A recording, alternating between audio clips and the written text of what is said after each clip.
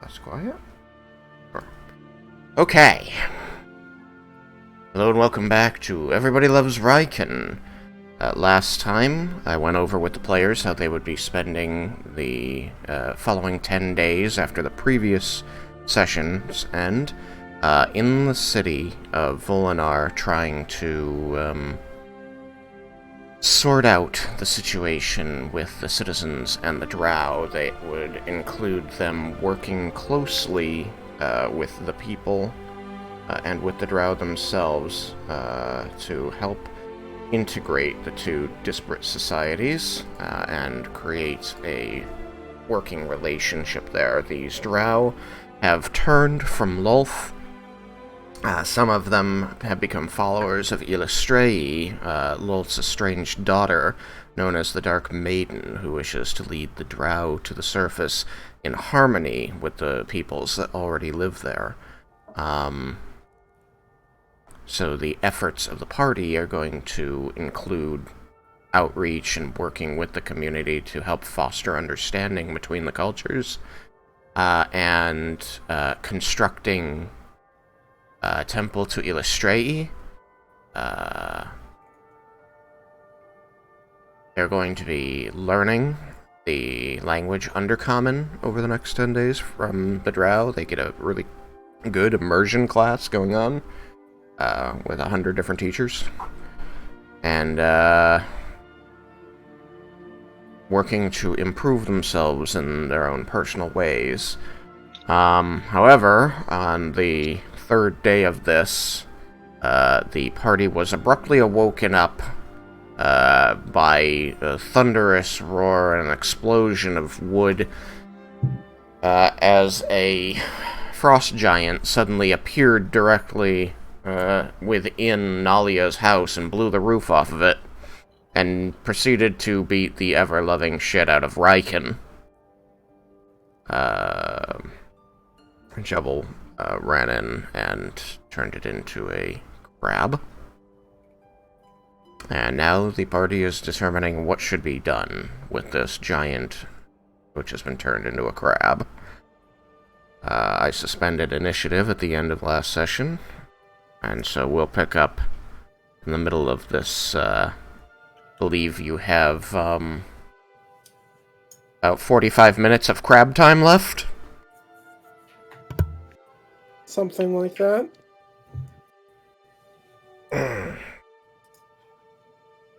So, Jebel and Cyrus, you are outside of Nalia's manse in the streets of Volinar. The rest of the party has filed out of the building to try and figure out what the hell is going on. What do you do? Jebel, we need to take it outside the city. There's no place here that can keep it. Hey, I haven't seen it all. I don't know that there's no place in this city. I've been around a lot over the past couple days. I can tell you, there's not a place that can hold something that big.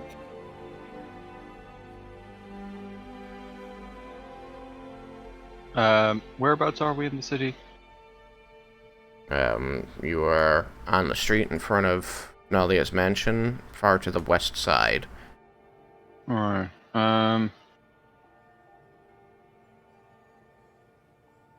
You're a short distance from the nearest gate, but, you know, you could run there pretty quick, within a few minutes. I'm gonna sprint south first. Okay. 1, 2... Count. Just go 50. Double move, I assume, when you say sprint? Yeah. Okay. You double move. So that's gonna chew up 6 of your seconds. Then what?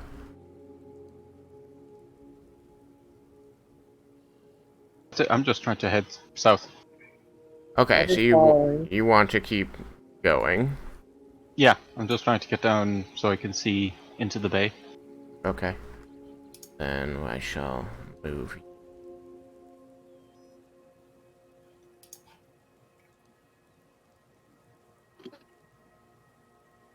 Alright. Party.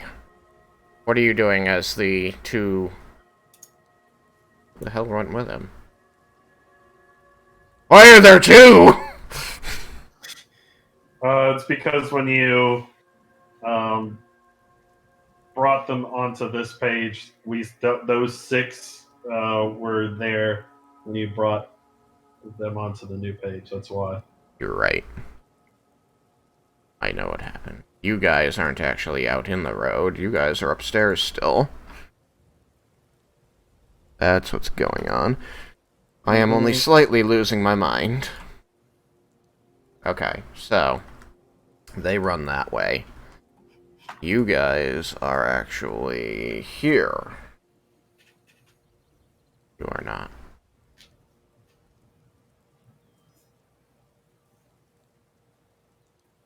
Which Where means are you?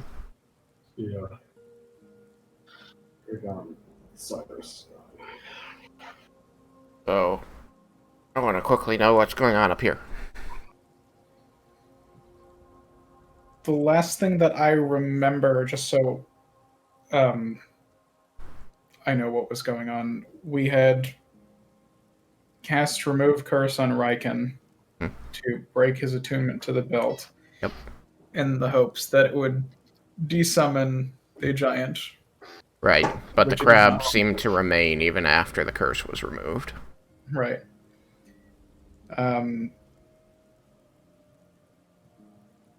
There was a discussion with Raiken around giving the belt to the giant and saying, please leave, or something to that effect. I think. And Raiken relented. And then I don't know what happened to the belt after that. I think I took it and flew back outside. Okay. So, Meanies. Okay, so what's going on up here is you're just waiting to find out what happens when they come back. There's a big hole in the roof. The ceiling. The wall. most unfortunate. The bed is destroyed. So unfortunate. Raiken continues to lay on it.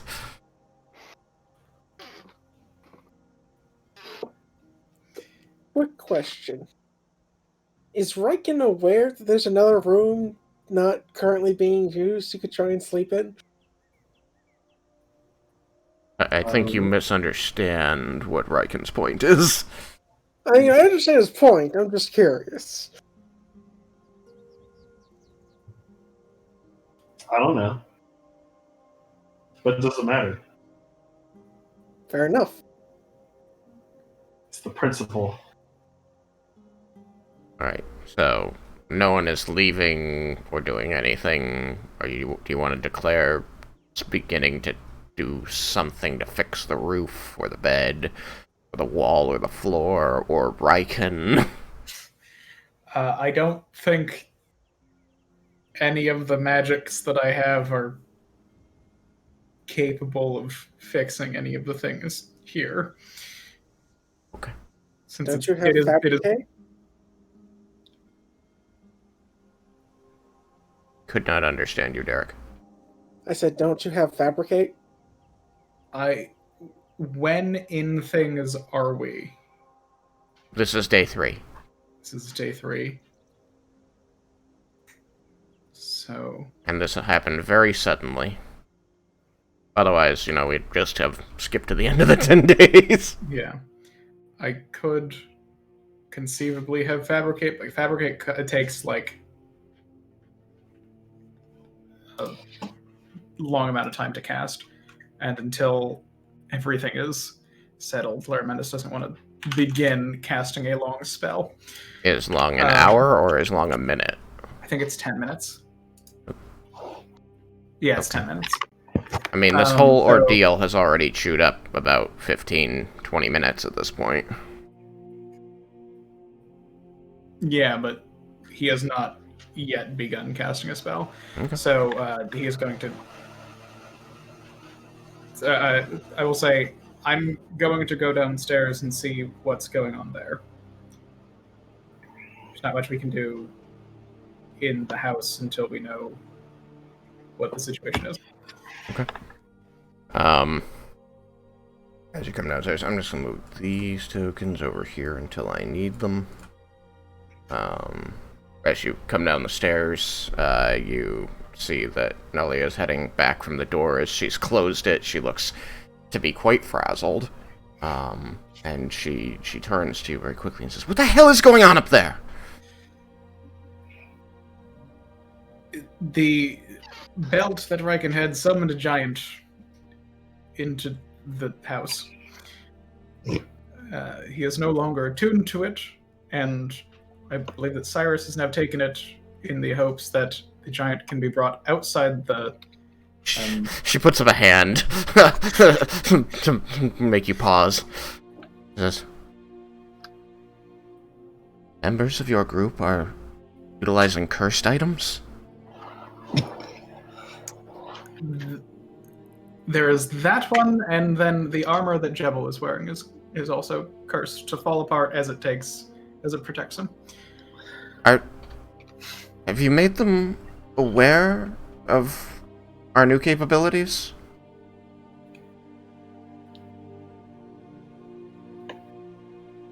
At this point, I don't think it's... So, to Voice in the Sky, at this point, I don't think it's come up, right? In Because so many words? It would have been shortly after we had the discussion about the... Perhaps it hasn't in so many words. You also know that she is so very engrossed in the project that she is likely to assume that everybody just knows as much about it as she does at this point. Yeah.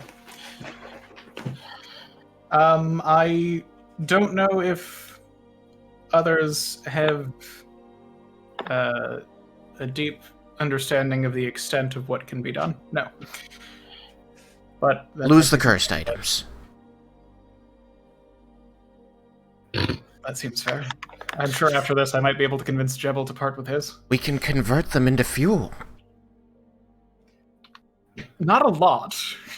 More than none. The cloak did not, or the boots, not the cloak, because she had done the cloak, so I hadn't seen the cloak. How much did the boots make? You don't have a way to have measured it, and Naravar kept that to replenish his stores because you had the 3 pouches. Yeah. But I would have seen like some amount of like in a hand. Right. I don't know what you want from me. A bit, because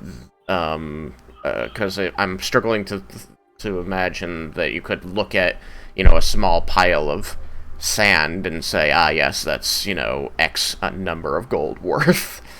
Oh, yeah, no, I don't want a number of gold worth. I mean, just like you can, like, was it a handful? Was it like a small, but like, was it just a little pile in the palm? It was like a palm of sand, and okay. You know that the pouches weigh a pound each, so this was a couple of, more than a few grams, maybe 100 grams or so worth. Mm-hmm. It was not, given your current knowledge of the value of the stuff, it was not insignificant. It was just likely, as Naravar had explained, significantly less than, like, what producing an item of similar power would cost. Yeah. Okay. Especially if you wanted to produce an item of similar power without the curse. Yeah. Making things that suck is easy, by comparison to making things that are good. It used to be real easy to make something that sucked, because you just rolled poorly. Cursed items. She's now just, like, looking at you, like, we can utilize that to make whatever they want. That is reasonable, although the belt was taken as a method... Fix my roof. Giant. That's your job for today. I didn't see what happened, but I heard it. And there's a draft in here now. must say, I am very impressed that the floor held up as well as it did.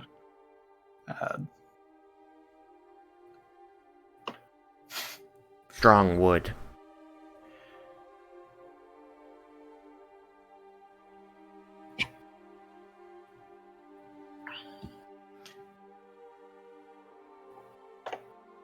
She's being very dismissive at this point. She wants you to go do stuff. I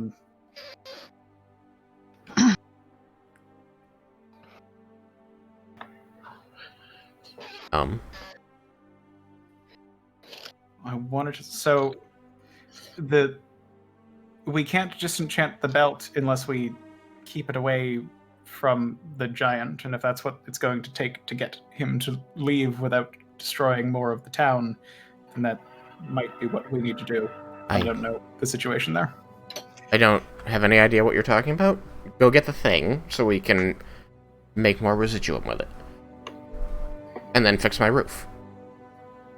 Both of the items to be disenchanted are not in this building anymore, as one of them is being carried by Cyrus and one of them is being And worn. why are you still here? She, like, grabs you by the shoulders and pushes you toward the door. Do you know which way they went? She just points south. Okay. I will make my way south. You just hear her sighing, and she's, like, placing a hand to her temple as she turns and closes the door. You do see that a crowd of people is moving down the street, looking very curiously around, like, what was that noise just now? Are you going to deal with them at all? Nothing to see here. I don't believe so. Okay. So you begin heading down the street. Eventually, you will catch up with these two, I assume. Alright.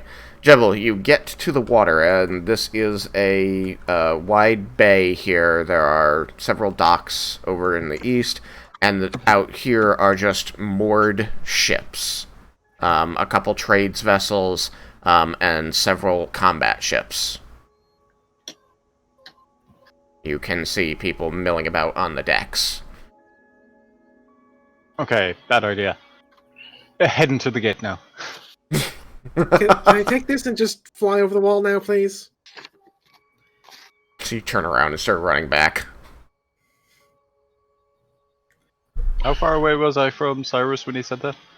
You would probably wait until you were running past him.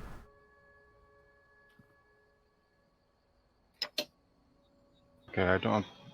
Because standing still, I don't think I actually made out exactly what he said, so... Running past... So he continues past you, giving you just this weirdest, confused look. And then you... What you say, sorry, bye?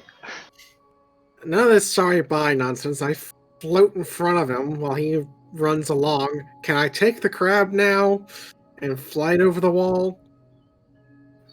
How long does fly last? 10 minutes. I thought it was an hour, so then it would have worn out. Is it an hour? Who cast it? Leah. Yeah. Oh.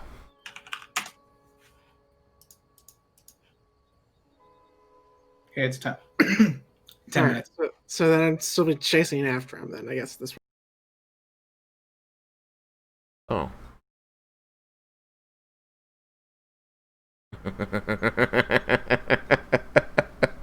It's not my fault. I He was clicked the being upgrade original. button. Saw it there and So- clicked it without thinking. So I guess in that case I'd say, where is it you're taking it now? You know that you don't have much time left, only a couple minutes. I thought I was out because you said it's been 15 minutes. Fair enough. So yeah, can't fly, but you know someone who can. And then Laramunda shows up as, you are moving back north again. As these two small people and their crab, run up to you and then run past you. What do you do there? Oh, good, you're here. No, where are you going? Joel, slow down. Stop and talk for just a second. What is it you're Humans trying is to... about to the city. It's not like I knew that's where you were taking him.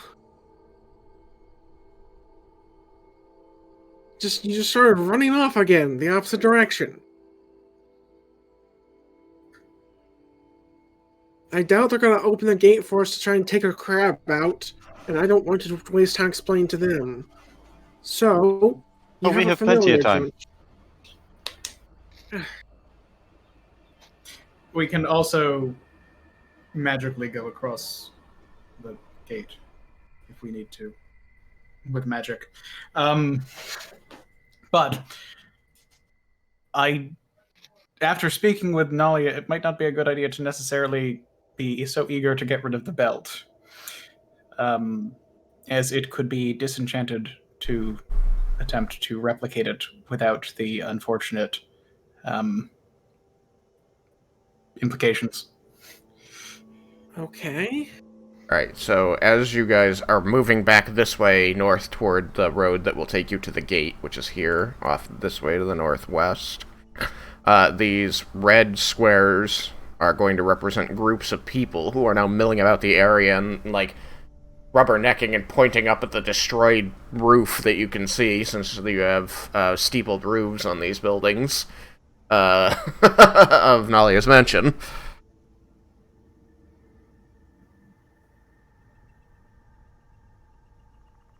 Okay, keep the belt. Get rid of the crab. Got it. And I'm going to head off again.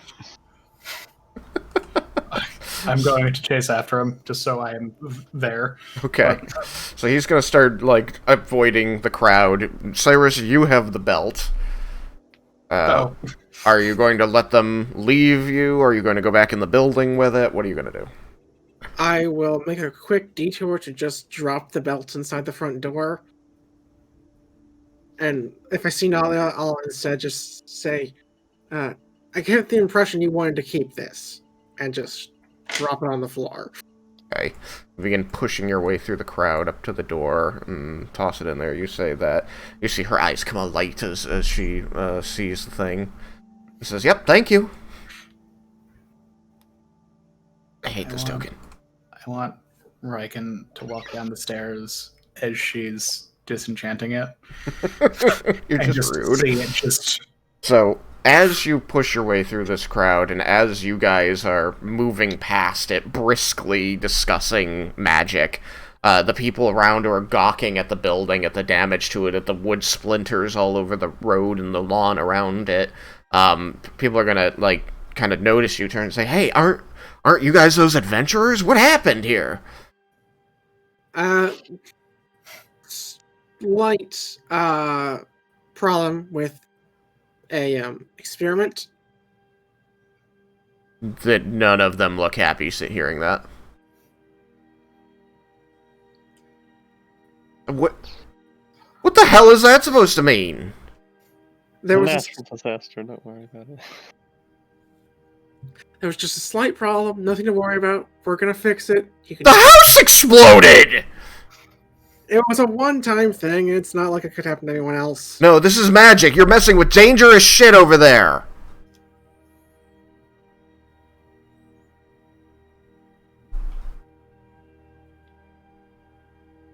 Are you going to stay and try and placate this crowd? Are they saying this to Cyrus? Or He's the one responding, but they were asking to all of you. Oh no, it's just because... But they're going to turn on him if he's the only one responding.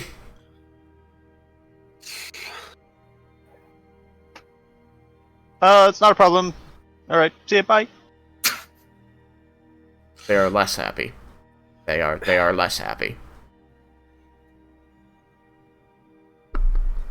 There were unforeseen side effects due to something in my possession that we are in the process of now destroying, and we are removing what caused the problem. And then we will fix the roof. The crowd does, like, close in on you. As you're explaining this stuff, they seem very unhappy about this idea that there was magic that was out of your control. One of them will say, what are we supposed to think of the Mages Guild losing control of its magic when the Mages Guild just took over the city? Is the city going to explode next? No, it wasn't the Mages Guild. It was one person who was just not thinking things through. Like, the entire crowd is scoffing at this point, and they're like, that's the Mages Guild! The Mages Guild just exploded! I was out of character. I was unaware that her house doubled as the Mages Guild.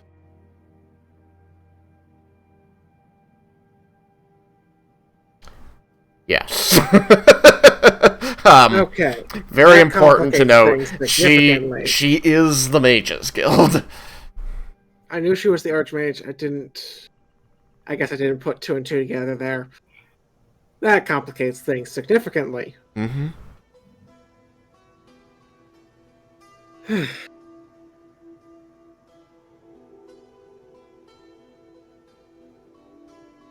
You wanna roll some persuasion, maybe? Yeah, my arguments are not hitting home like I'd like, and I'm kind of now spinning my wheels. So, persuasion. That's what it they're is. for. Roll them dice. I rolled high. I got 23. Okay. They also rolled high, but not that high. So, you spin some more arguments and answer these accusations and questions and fears that are flying out of this as best as you can, trying to deflect and redirect any of them and explain as much as you can. You come to realize through this interaction that getting into the details of the nuances of how magic can be controlled or lost control thereof, and how it's good or bad or neutral in any given situation, doesn't make any of them feel better. So keeping things simple, like, nope, this was a non-magical thing, creature's dead, no problem anymore. Keeping things simple is better with these people. Alright. Good to know. That is the exact reason I'm proficient in persuasion. Mm-hmm. The crowd will gawk for a while longer and then begin to disperse. Disperse. And once it thins out, the door is going to open a moment, and Nalia is going to lean her head out and say, "Did Lair go to the Carpenters Guild?" I think he went with Jebel to deal with the problem. I expect she'll be back soon. That man. You, go to the Carpenters Guild. Okay, I assume it's by the roof? Yes. I will need a couple contractors to fix that. Right. Go. Are we supposed to be paying for this, or should I just tell them to bill you? Well, was it one of my magic items that exploded? Okay, in that case, I have to get some money. She throws her arms up and opens the door for you to enter. Alright. Idiots! I'm working with idiots! Outside the wall, it takes you guys maybe another 5 minutes, we'll say, of walking briskly at Stubby Legs' pace to get there. You get through... Yes? It's offensive. I know. Larmendus does not have stubby legs.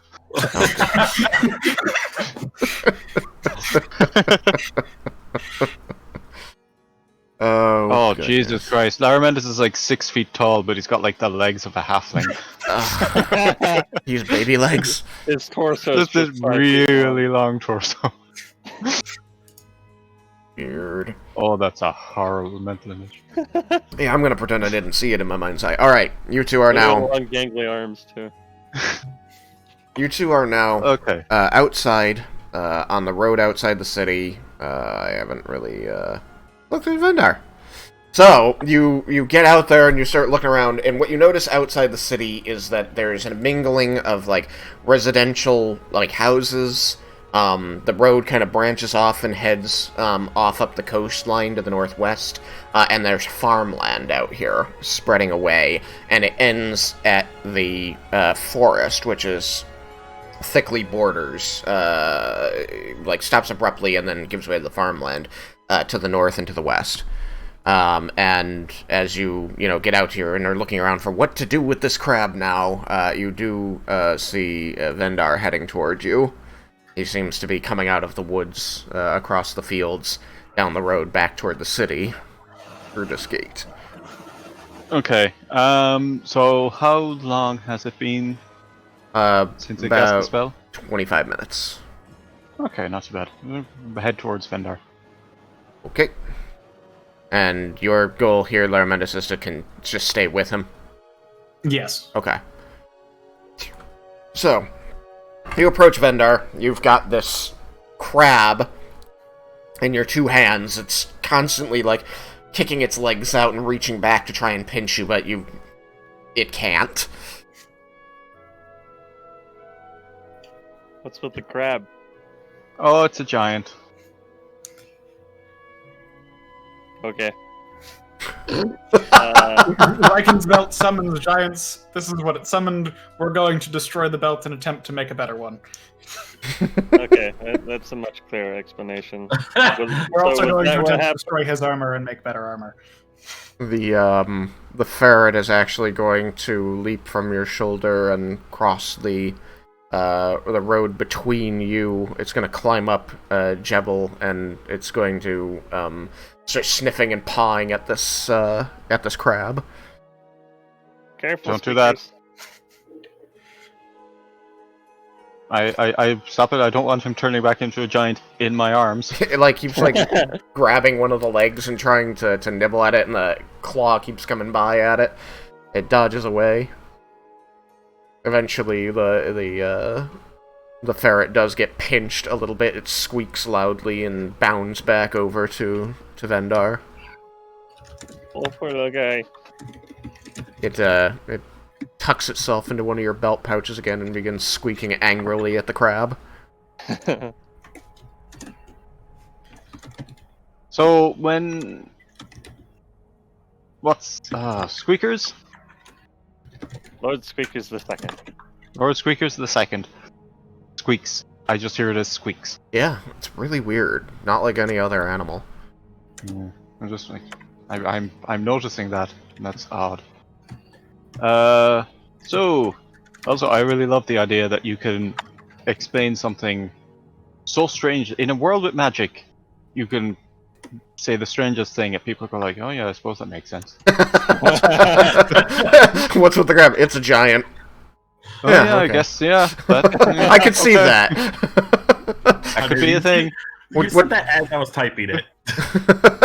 It was cloud giant. I'm thinking from the pattern on the shell.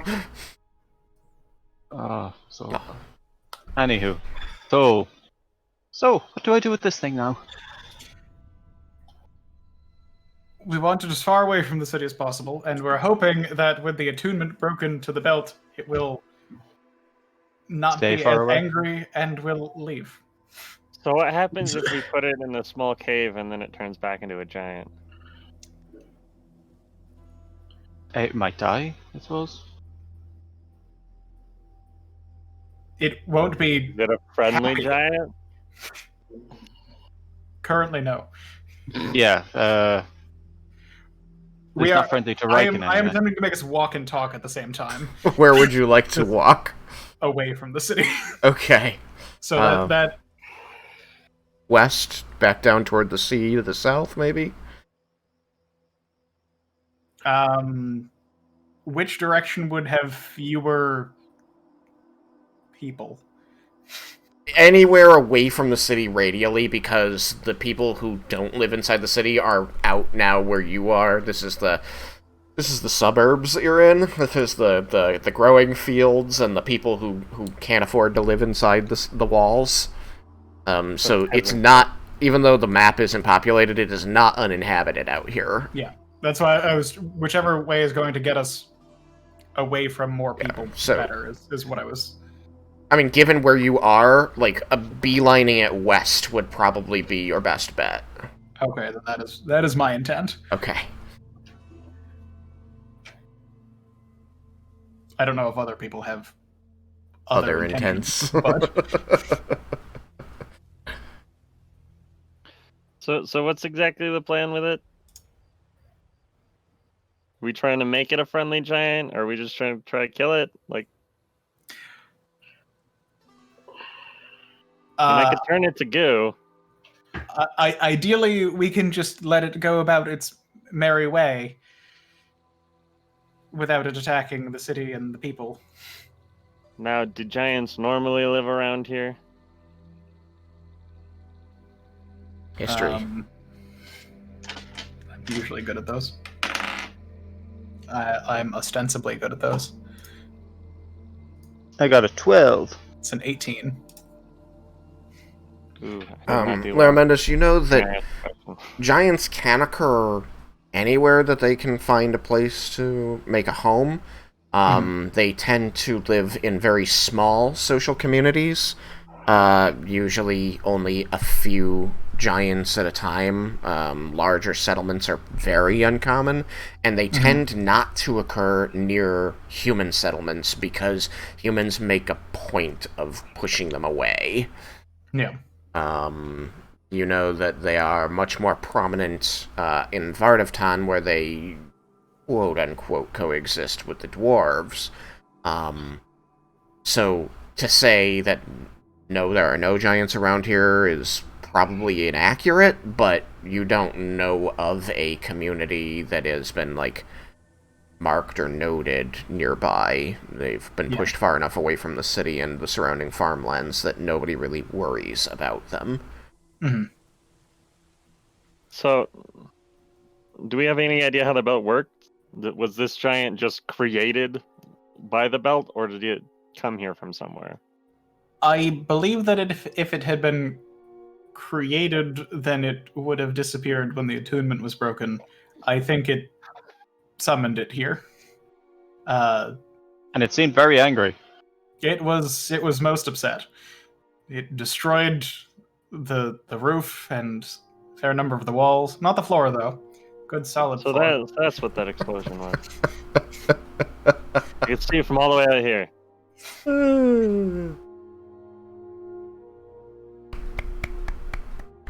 I mean, the floor was pitted where the thing stomped. Good solid floor. It did not go through the floor. Good solid ceiling.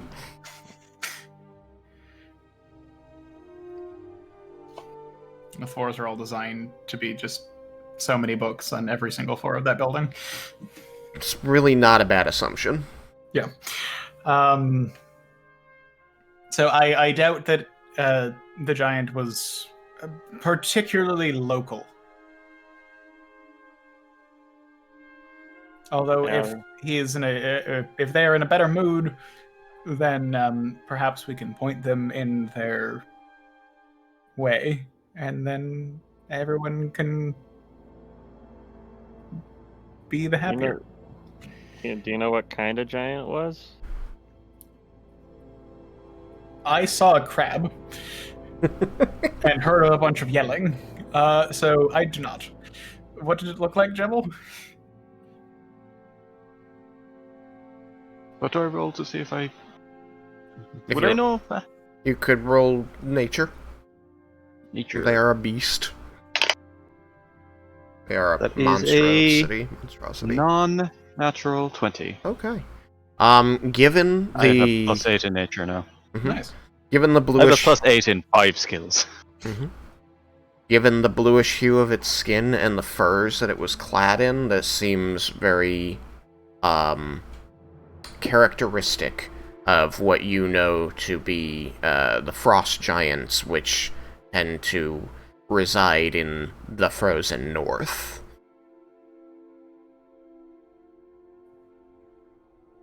I think it was a frost giant. So if it was summoned a long way from home. Yeah, I wouldn't be happy either. That's a long trek it will have to make to get back to its home.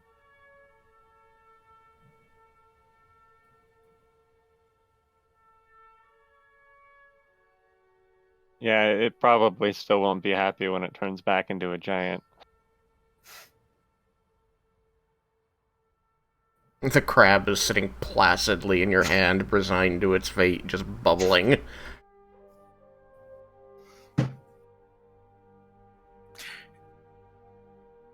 Can the giant still understand us if they speak common while they're a crab?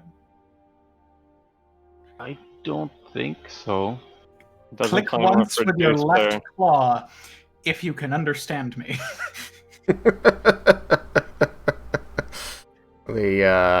You see just a little bit of leg wiggle, some more bubbles come out of its mandible. That's unfortunate. It doesn't probably more reduce them to the intelligence of what they're turned into.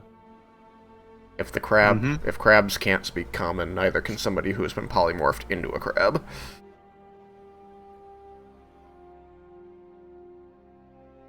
But it could speak common as a giant? If it could speak common as a giant, then it could speak common once it becomes a giant again.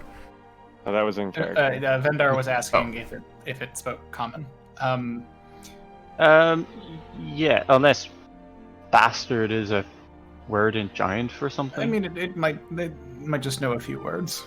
So we don't even didn't know have if the opportunity can to communicate with it. Hmm? So we might be able to communicate it, but we don't know. Maybe.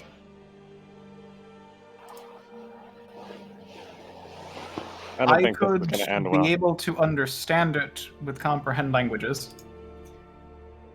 Could it understand but- you? No, that's a different spell.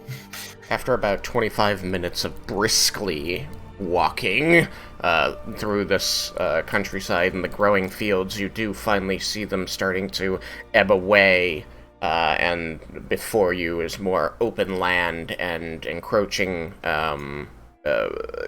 glades of trees on this road that seems to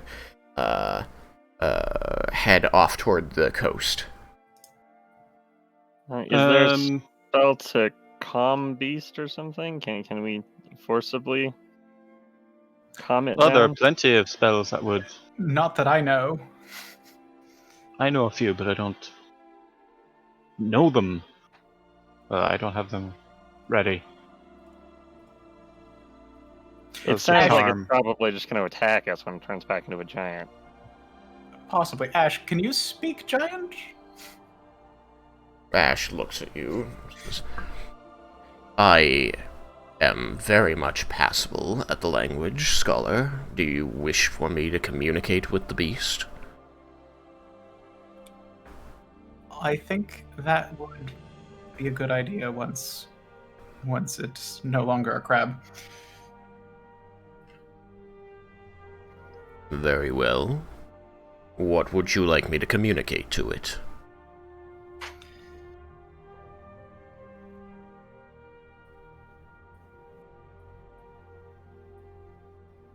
I look at Vendar and Jebel. I suppose that whatever caused it to appear here isn't going to be a problem again. And apologize for it happening and say you're free to go home. Probably whatever direction north is. The orb, you can see a more brilliantly glowing portion of the sphere turn north, turn in a direction, and says, well, that way is north. Very well. I can attempt to communicate your words. What would I roll to tell how much time I have left before it turns back? Yeah, history check. Ooh, that's not good. Well, I have no idea. suddenly bursts into shine in your hand. It's gotta be at least 10 minutes. I'm going to find a open space, set the crab down, facing north, and then try and get everyone to move south of it. We'll just set it over here.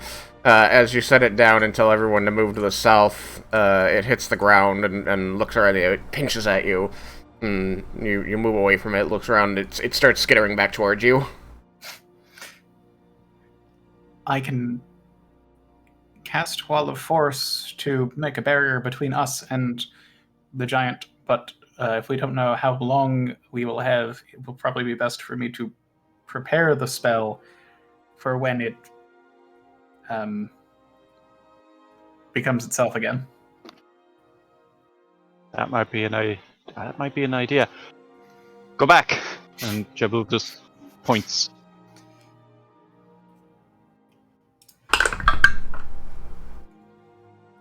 They got a 6 to try and pinch you. Well, that misses. So, I'm curious. Mhm. Could Jebel talk to it because it's now an animal?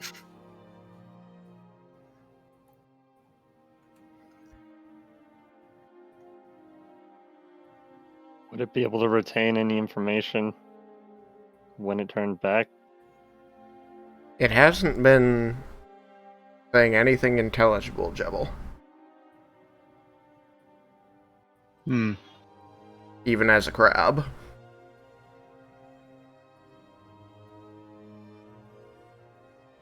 Okay. You don't feel a will to say things like you do from other animals. I suppose I would draw the conclusion that because it's not an actual natural beast,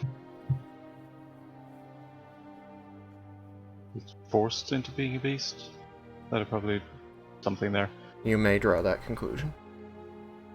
I mean, it's still, like, snapping at you and trying to, like, climb up your boot and attack you, as you're, like, pointing away. It's like, go that way!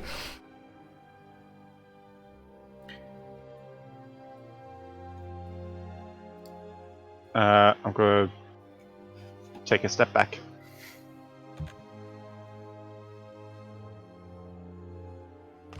I mean, Gets an opportunity attack. A 15. That's a miss. it would automatically turn back if we did any damage to it, right? It's only got 1 health. It would automatically turn back as soon as you reduce the health of this form to 0, yes. However much health this form has. I'm not sure if attacking the creature Probably piss it off now. Yes. Jebel could cease concentration of the spell. It's not a concentration spell. It's not? No. Pretty sure it Can you is. willfully end it?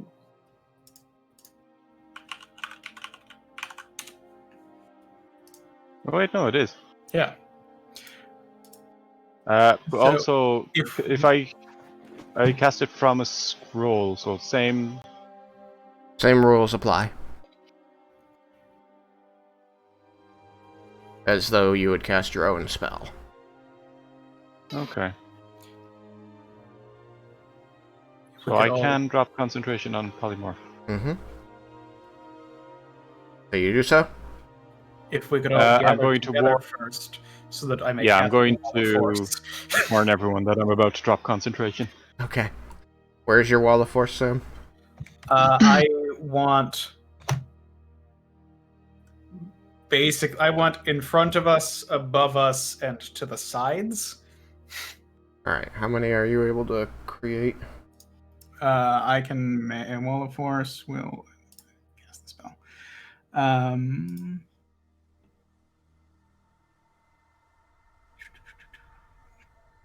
10-foot segments, I think you get 10 7. foot by 10 foot segments. Okay.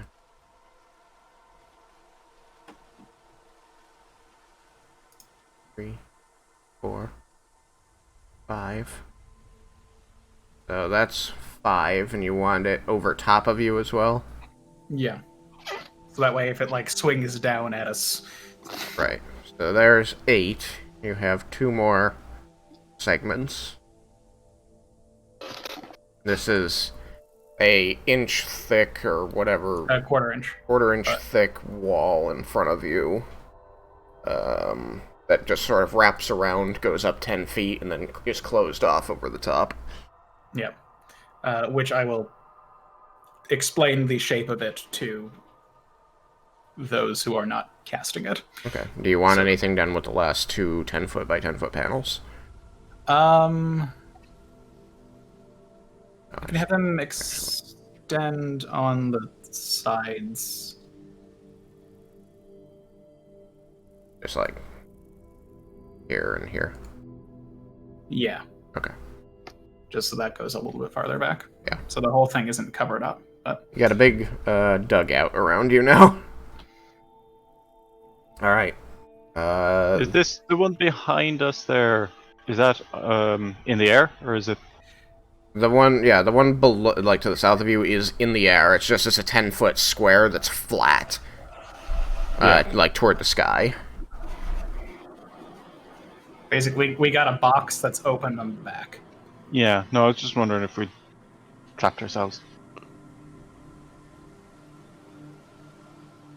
So, mere seconds after you erect this barrier, Larmendus, the crab explodes and becomes the frost giant once again.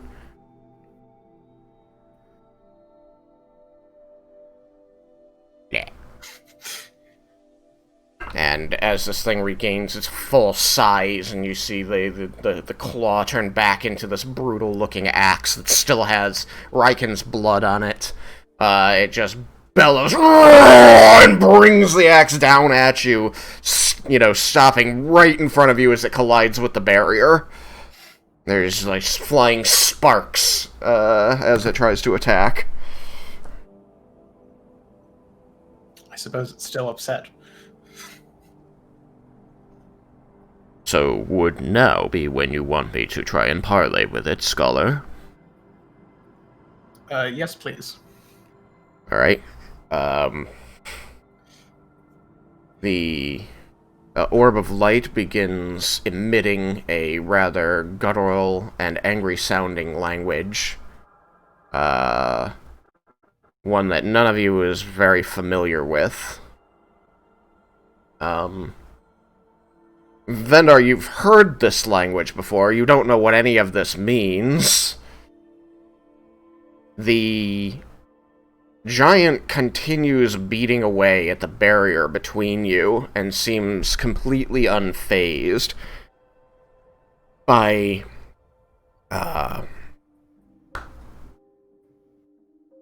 Ash's words. And after about a minute of him emoting at the thing, you see the brilliant spot at the front of the orb rotate back towards you and says, "I don't think this is working, Scholar. None of my words are having any effect, and I have tried every type of plea that I know of in Giant."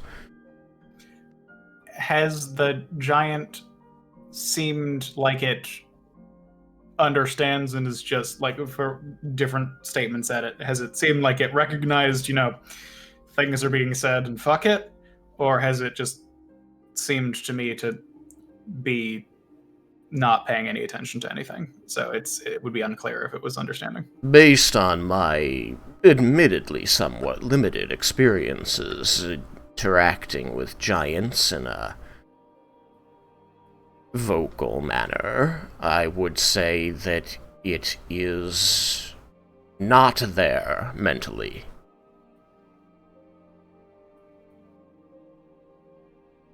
I don't know what it is, Scholar, but I don't think it is a living being.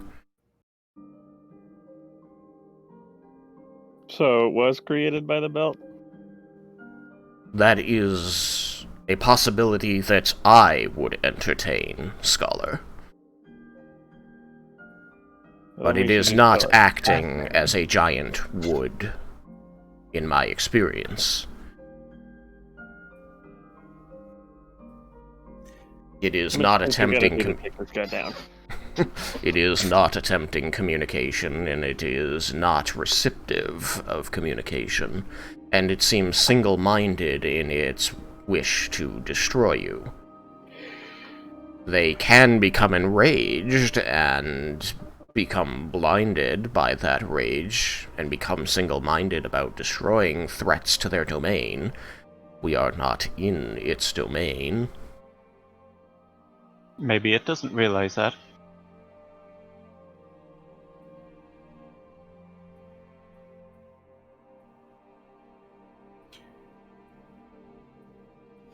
Have you interacted with many giants, Jebel? No, I mean if it was in its domain and then was suddenly teleported someplace else, it might not have realized that it's no longer in its domain. It may not. Again, my experience with giants is limited, but this seems inconsistent. I've only ever dealt with hill giants, and they pretty much just wanted to eat us, so... Either way, it seems at least knocking it unconscious before trying to deal with anything else might be a good idea. Although there's only the three of us, which is unfortunate. Yeah, you got plans? At least it doesn't seem to be learning. It's just attacking the wall. Another We shall thing.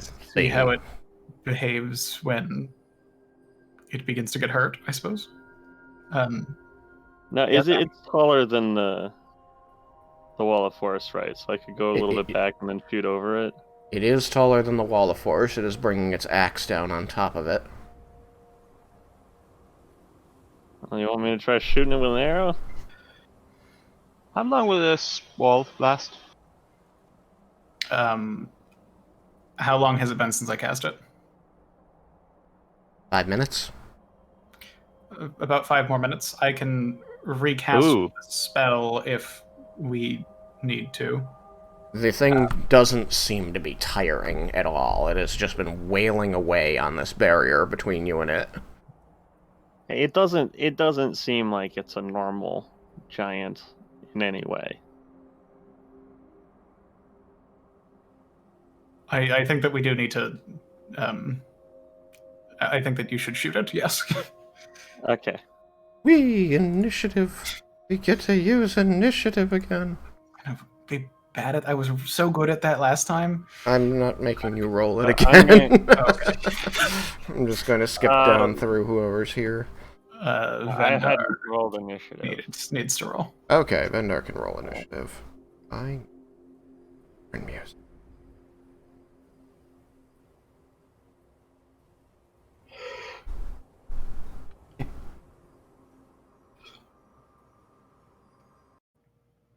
Uh, 19. 19 on it. Nice. Now, giants usually have a lot of health. Should I apply some purple worm poison before initiative?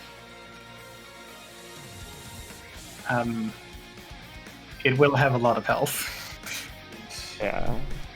So, if I can, before we go into initiative, I apply a thing of purple worm poison to 3 arrows.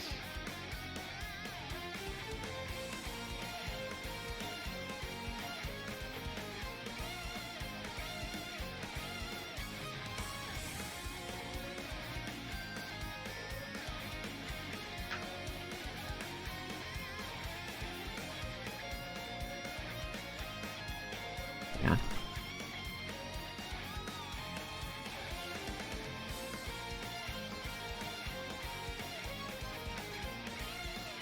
Not that I had clairvoyance prepared. Oh, I've yeah. seen it coming.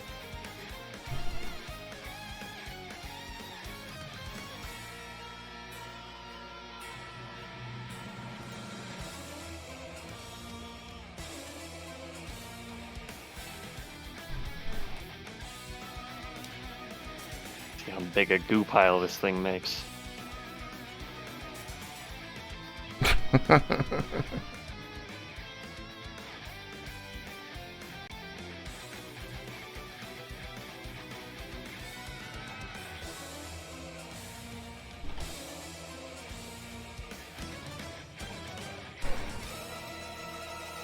Okay, that should be good enough. You...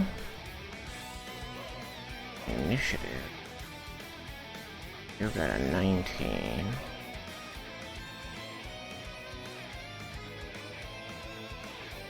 You are here.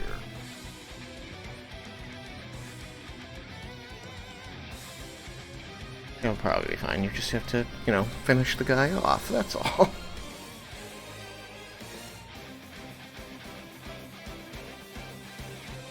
Have you been hurt before? Maybe. I don't believe so. But not by us, I don't think.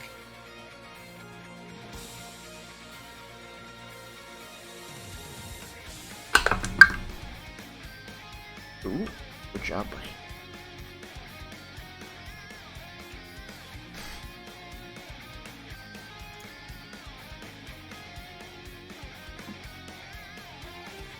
He does not appear to be significantly hurt. You do see some lacerations and injuries to his arms and legs. The armor that he is wearing seems scuffed. Okay, so now that that's all done, keeping that order, he is going to once again strike the barrier. Ineffectually, it produces a loud clang as the weapon rings in his hand, and he grunts angrily as sparks fly through the air. Laramandus.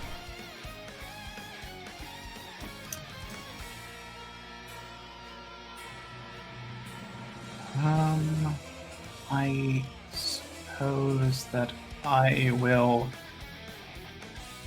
step back to a point where a magic missile will not be stopped by the wall, and cast a second level magic missile at it. Okay. And then move back under the protection of the wall. You know that the wall is 10 feet tall, and he is 15 feet tall, so you know that you need, and that there is a 10-foot extension toward you on it, so you back up. You figure the wall is 30, the wall is invisible, so you have to do some guesswork, do some quick trig in your head. So you back up one full movement, thinking that should be enough. And let loose a magic missile.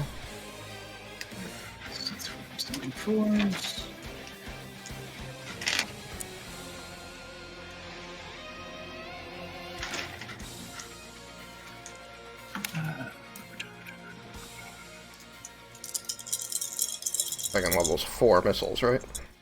Yeah. Which is 15 points of force damage. Nice. You do see the 4 missiles strike forward from the end of your implement, which I don't remember. He gives a reagent pouch. Oh, okay. So from your hand. Yeah.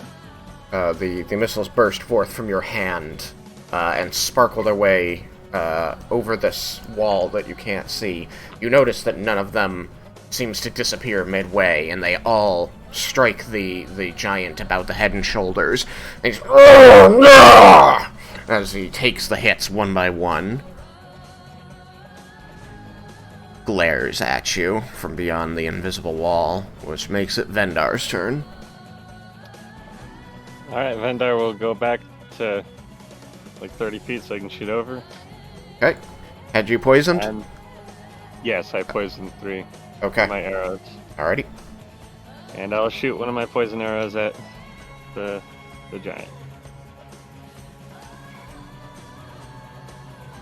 Alright, roll it. It is a 28 to hit.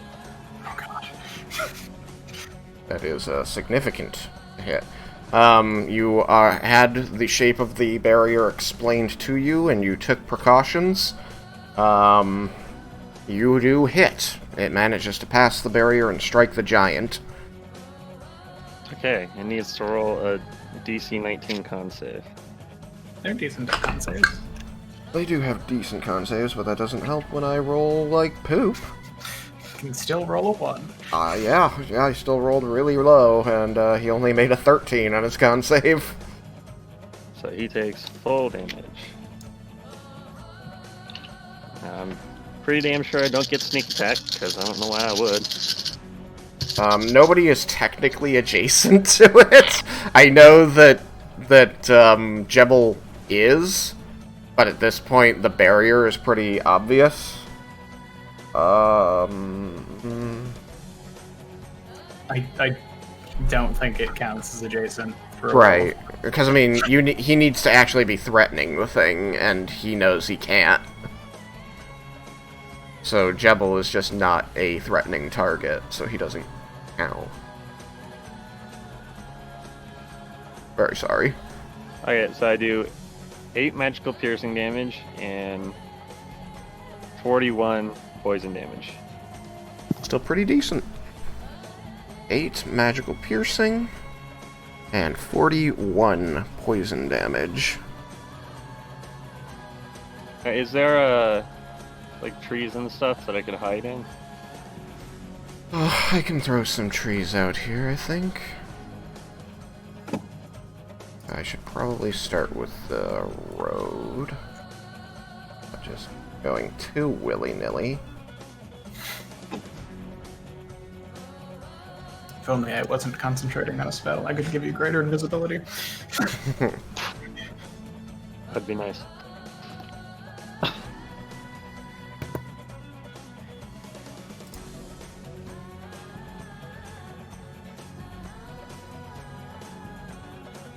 If only I'd sent Oriel with you, then I could at least do something with that. Well, no, because that's 100 feet. Never mind.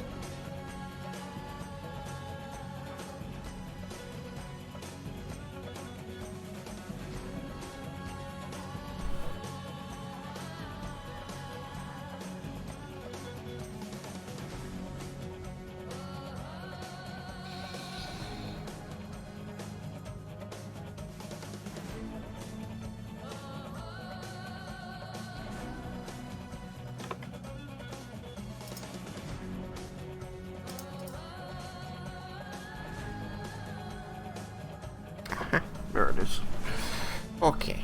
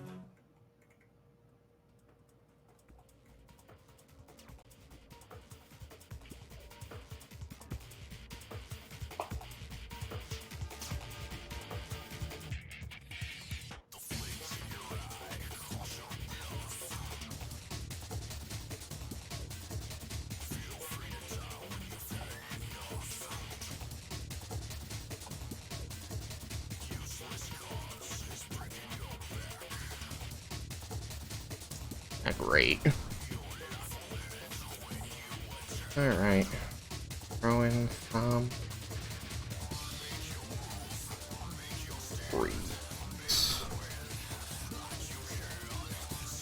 freeze for Vendor.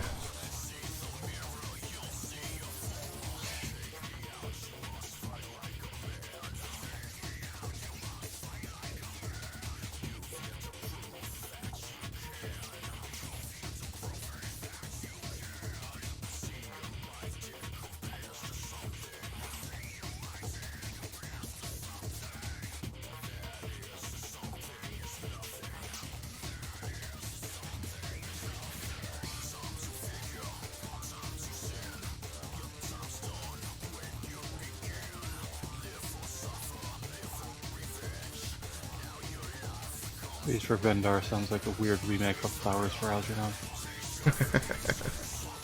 So this is going to be like, you know, part of the forest over here.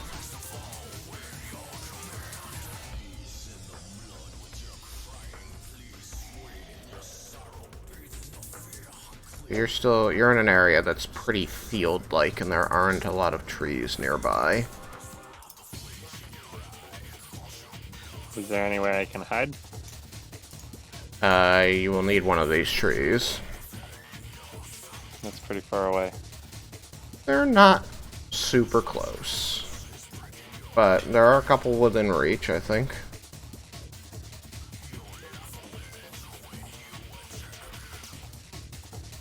I mean, this one's 75, so it's 2 turns away.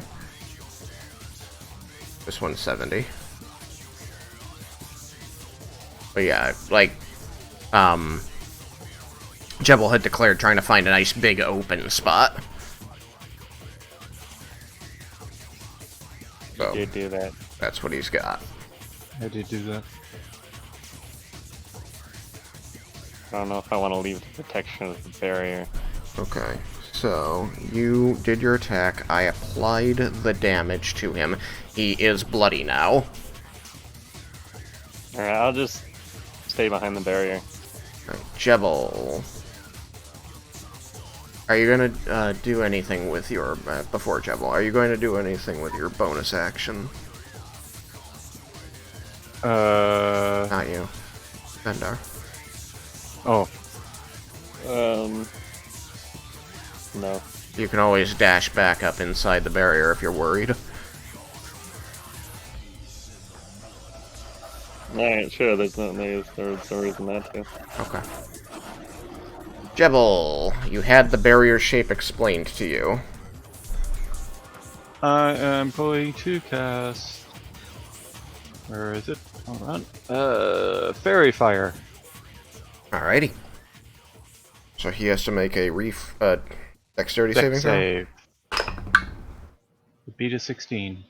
He has to beat a 16. Okay, let's see. He got not a 16. He didn't make it. Okay, so he is. Well, Outlined in magic fire, so people that make attacks against him have advantage. indeed. Alright. Let me see what else. And I'm going to wild shape to an earth elemental. I may have forgotten to loot. You're going to wild shape into an earth elemental. Yeah, and just immediately burrow into the ground. Okay. Give me just a second.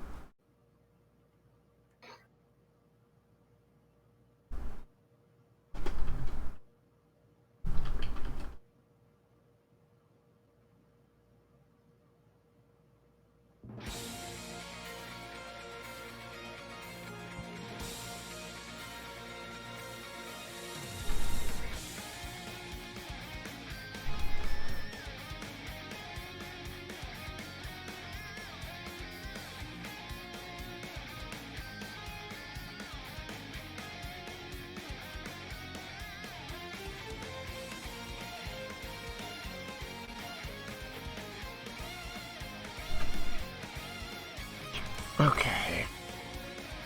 Oof.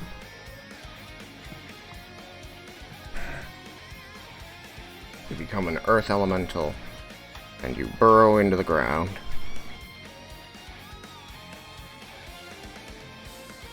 Oop. Eat that.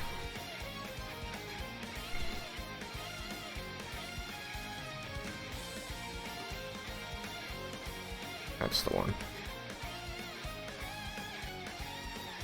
Alright, you're underground. I believe you can still move.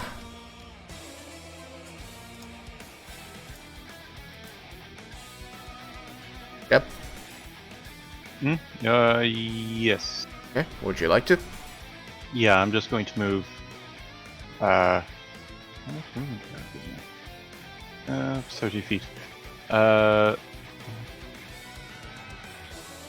not going to move quite that far. I want to move so that I can burst up next to him. Right there. Yeah. Okay. But you want to stay burrowed for now? Yeah. Okay. He doesn't know where I am because I don't disturb the earth. True. You have Earth Glide. Alright. You are the Earth. Means back to the top of the order. Bad guy. He has just been shot in the neck with an arrow and hit about the face and shoulders with a bunch of force attacks, and he's pissed. He slams a great hand down on top of the barrier and then lifts his knee and climbs on top of it.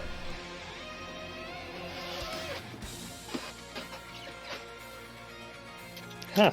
Maybe he is learning. And he falls off the other side because he doesn't know where it ends. Does it go prone and then have the stand? He does go prone because he failed his, How am I still at disadvantage for shooting a prone target? if you're more than 5 feet away. If you are not adjacent to him, you're at disadvantage. That's a giant. And if you are adjacent to him, then you're also at disadvantage. Because it's a ranged attack. That's unfortunate. Yep. Just stab him with the arrow. He doesn't have enough movement to stand back up, so he's just going to attack. I think you're at disadvantage when you attack from prone. Yeah. Okay. Double checking that he has the reach. Flailing He like totally has the reach. I would be very surprised if he didn't. Who pissed him off more? Oh, he gets 2 attacks. I don't have to choose. You each get to take one. It's rude. He kicks at me in the corner of the panel. Alright, so let's see. Against Lair, that is a 14 to hit. A 14 will miss. Okay. He takes a big swing at you with his great axe, and you feel the wind off of it as it swings past you, barely missing, glancing off of your mage armor. Such a good spell. And then he Otherwise that will would've hit. attack Vendar with disadvantage, which he rolled significantly better for, and he gets a non-natural 20. Oh, that'll hit. Okay. His hit is significant amount of damage.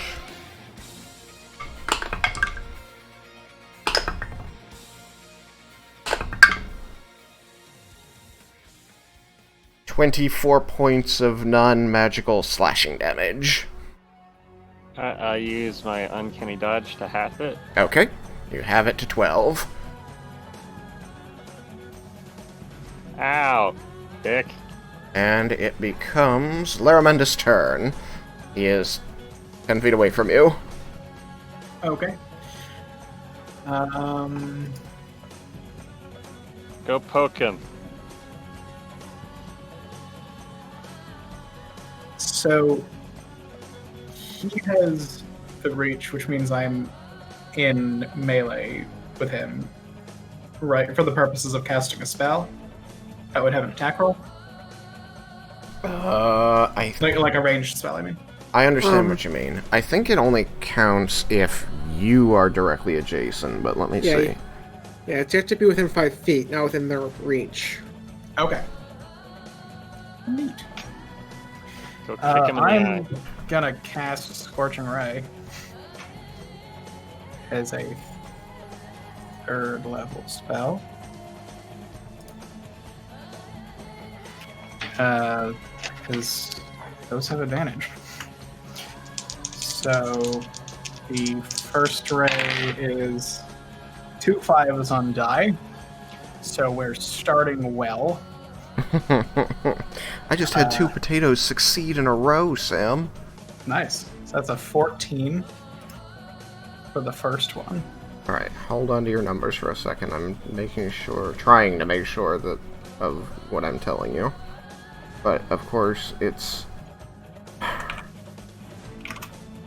not directly... I'm gonna write them. Okay, yeah, thank and then you. we can go through them later. The next one is a crit. Nice. And then a 23. And then these are rolling the same number a lot. 21. They're just happy.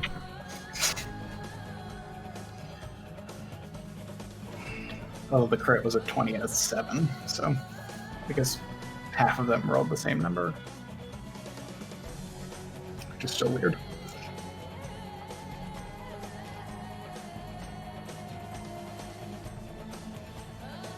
I don't know why it isn't just listed in the casting a spell section. Because it's intended primarily for people using weapon attacks, it just happens to affect spells too. I think it's under the using ranged attacks in like the regular combat section. I'll see if I can find it.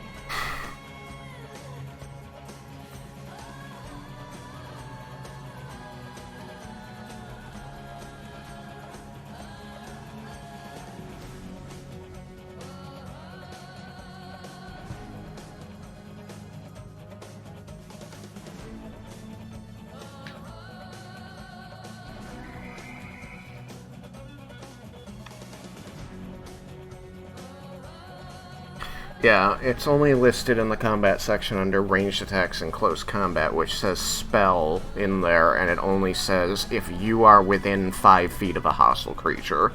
It says nothing about their reach. Cool.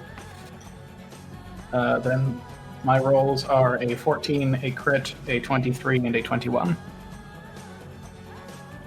A 14, a crit, a 23, and a 21. Is that correct? Yep. Okay. I search from my Frost Giant page. I did, because I'm smart. It sounds like everything hits except for the 14. Cool. The crit that I'm gonna use these dice because they're fun. This one has a Velociraptor. Was a Scorching Ray? Yeah. Nice.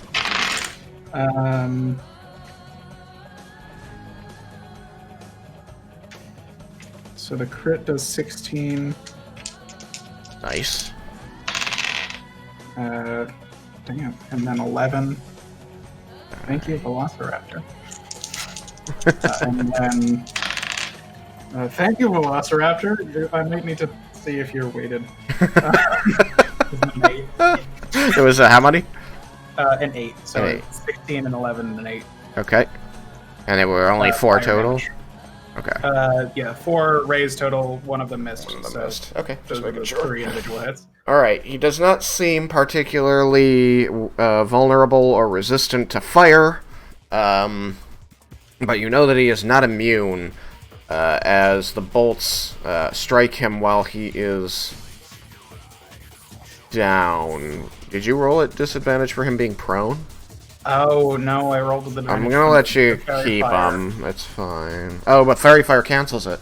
Yeah, but I rolled with advantage, not with normal. I don't feel like retconning it, but I am gonna Okay. put this little marker on him, even though it's gonna go away next turn. I mean, he could stay down. You don't know. He could stay down.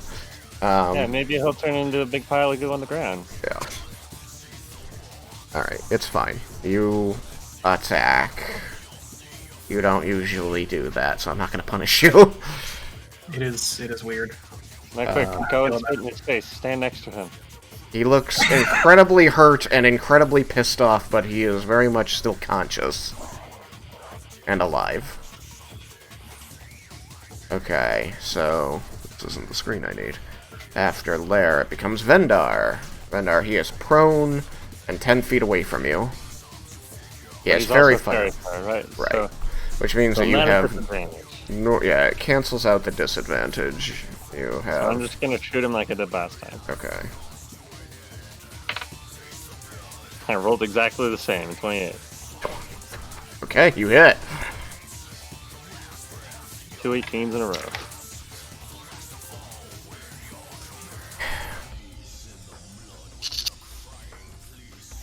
Yeah, nice. Oh yeah, DC 19 con save. He got a 20. He made it. Damn. I did even more poison damage this time, but it's half. That sucks. Good thing you did more then.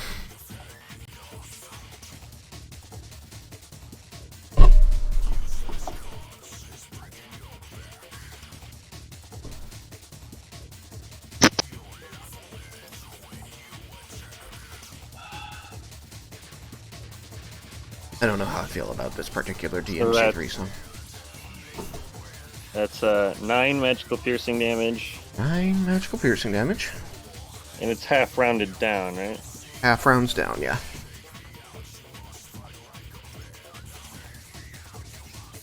So 24 poison damage. That is pretty much exactly what you needed to kill him. Yeah. I did 49 poison damage. So it was half. He had 22 HP left after the initial hit of the arrow. Oh, good. We get to see a big pile of giant goo. Alright, the arrow strikes the giant in the back as he's sitting on the ground, having been facing Laramendus from swinging his axe at him. And your arrow punches into him, and you see him like his back tenses up, and you see all the veins pop out in his arms as he's tensely flexing his muscles against the pain. And you can see like his whole body just sort of like vibrates with the effort of trying to deal with this pain, and the axe falls from his hand as he begins to exude this noxious fluid from his mouth and from his injuries. And as this begins to happen, you see him like succumbing to death as his muscles begin to release, and he starts to fall backwards. He literally begins to become translucent and fade from existence to the point that as he hits the ground, there isn't even a thump. He just sort of becomes mist and disappears. So it wasn't real. Fascinating. Incredibly fascinating.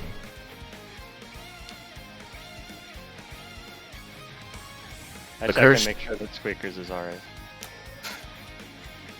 Squeakers is got its head poking out of the pouch on your belt, and it's like flexing its arms, going, yeah! Yeah. Good job, Squeakers. You did it. You took out a giant. It looks up at you with big black beady eyes and squeaks happily. Such a good boy. I was really hoping you were gonna say, yeah, his head is poking up out of his pouch. It's a little limp. Rude. So rude. Cascading on squeakers.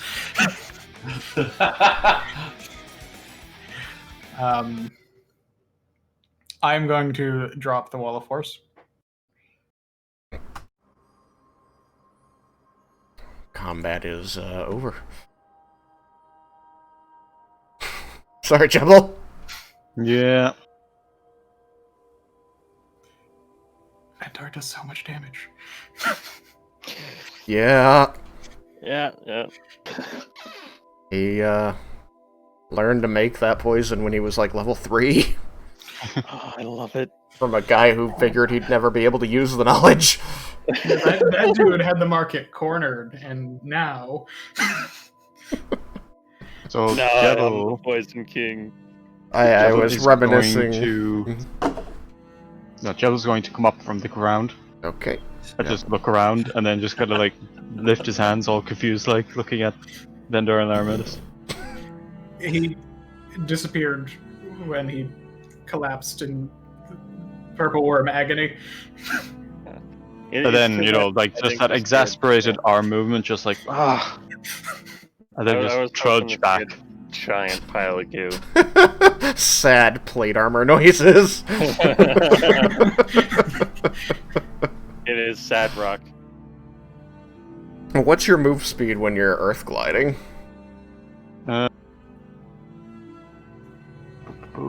30 feet. Nah. I was thinking if it was faster, then they could just ride you back. If you wanted to hold the form. I can. Like, they could ride me back anyway, because I'm stronger. You can do that if you would like. It's sparse enough out here that you'll be able to glide in the dirt, like between the farm areas, wherever the land isn't tilled. As you get closer to the city, it's going to be harder to find areas that haven't had, like, stone laid on them or anything like that, which will make them intraversable.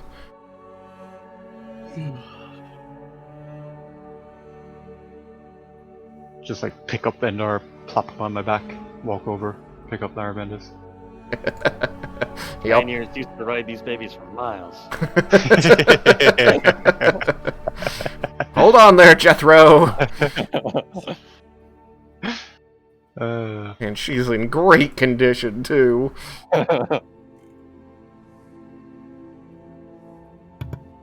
All of a sudden, a random SpongeBob reference appears. That was a very good reference. Alright, so while you guys are coming back to the town, now that I've made everybody else sit and wait, I need to check and see if Malachi showed up. He did! I've been here a while. I figured, but, like... Ages ago. I know, but I don't hear the noises when people show up. I pinged in the D&D ping, so you'd know I was back. Yeah, I don't hear the pings because I'm streaming. Interesting, can't read. I didn't look at it. D&D Shenanigans leaving soon. And on my way. And ping. Here, there it is. Found it. Like, none of the notifications happen when I'm streaming because it mutes all of them. And so I just see I've always got the little red dot of unread messages there. Yeah, I thought, yeah, doesn't matter. Gotcha. I'm here. Not a problem. Okay, so back at Chateau Nalia, there's a giant gaping hole in the roof. The floor is, you know, kind of pitted. The wall outside of Raiken's, the room that Raiken was using, is destroyed. And Raiken is laying on the bed, I believe still in his armor. Yeah. I just imagined you, like, laying on the destroyed bed with your arms folded, like, fuck it, I'm just here now. Oh, he's being stubborn as all hell. He looks really beat up. Like the pettiest you could ever be. Yeah, I figured that was the case. So, you all... Not you. You 3, 4, if we include Lorelei, are up here. You have heard the talking down below, and you know that Cyrus and Jebel Vendar and Laramendis seem to have left.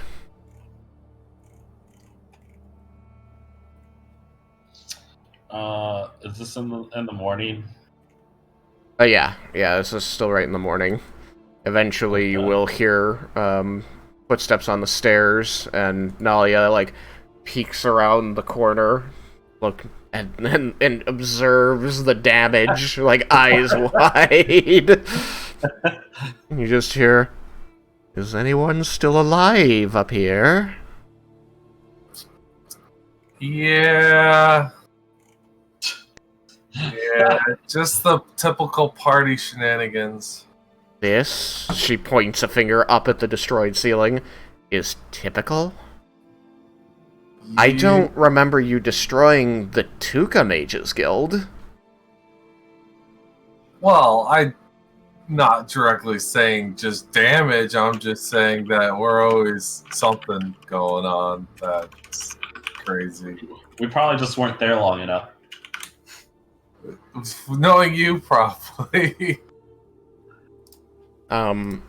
Leah is pushing on Vendar to try to get him out of the bed. Like, you need to... Vendar?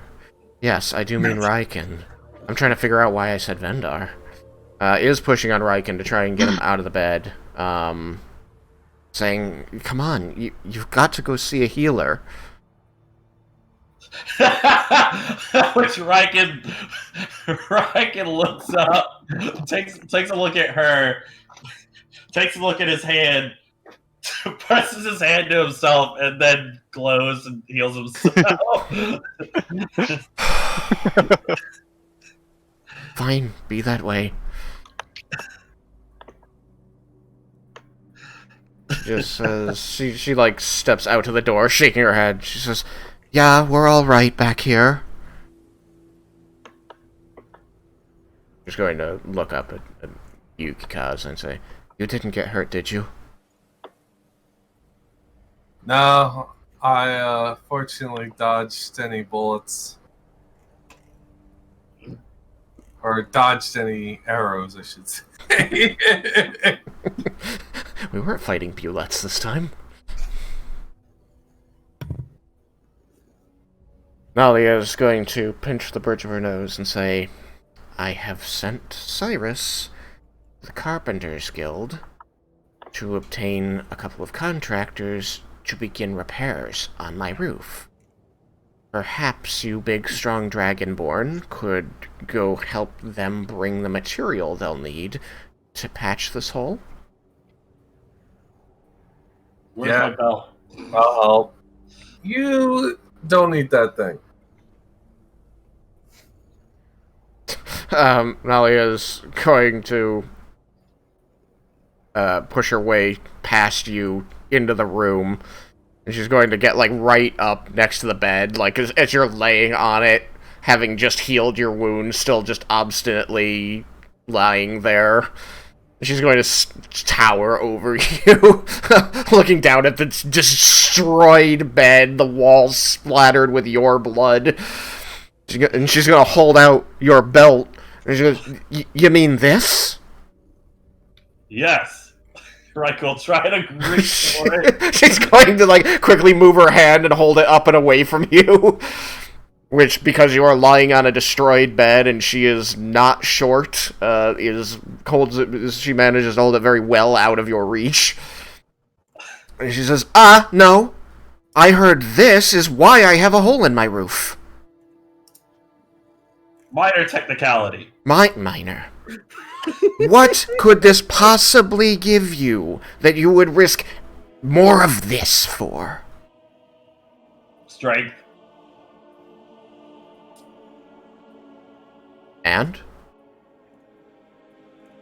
Is there supposed to be an and? I mean, that's all that matters. Okay, so what did it do? Describe it to me. It increased my strength. A little? A lot? I mean, how am I supposed to describe this? It gave me plus 2 points of strength. Yeah, it gave me plus 2 strength. Do you know that? 3 in a row, Sam. Potatoes are on a roll. Nice. You should, like, cut them more so they stop rolling. Huh. She's going to, like, sigh, and her arm kind of, like, sags so that it's behind her. The belt is dangling a bit behind her back now. She's going to say, I can probably make you a better one, then. Right, because you gotta get it real quick. Really? I think so. I'm learning from Nerevar. Alright, what do you need us to do? Go get the wood and the contractors and do anything they need you to do to make this hole in my roof go away, and also pay them. Raiken's gonna immediately get up and just, like, try to squeeze past everybody in the hallway as fast as he can, and he's gonna turn back. He's be like, "Come on, you constant! Why are you taking forever?" What are you slowpokes waiting for?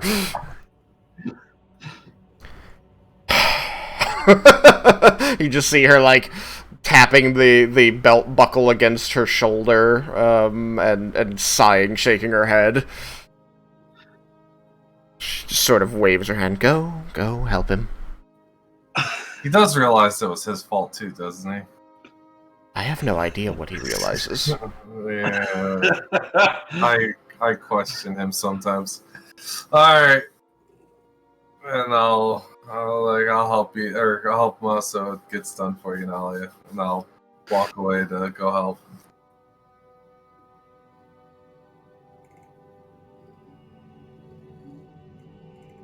Good thing we've been here for a few days. Otherwise, I'd be aimlessly wandering the streets with no clue where it is I'm going. Indeed. We don't need to. Stay there, Nalia. The idea now that Raiken, because he lost the belt, it's like he's just so much weaker trying to open the door, and it's like just the handle won't turn. It's like, what's going on? See, I need my belt. Tries to flip a table, throws out his back.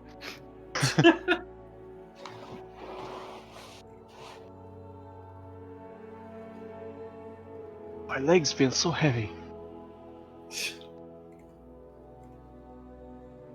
And he will like take off, like he'll remove his armor too while they're traveling. Okay. So you go back to, regular street clothes. Yeah. Are they still like the silken ones you wore in the desert? Yeah. He just has those on. Nice. They comfy. Exactly. And they're good to wear under the armor. Check my NPC list here.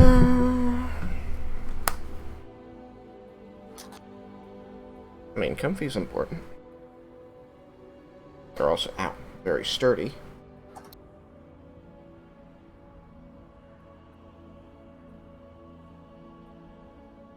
Not neat. Only one piece.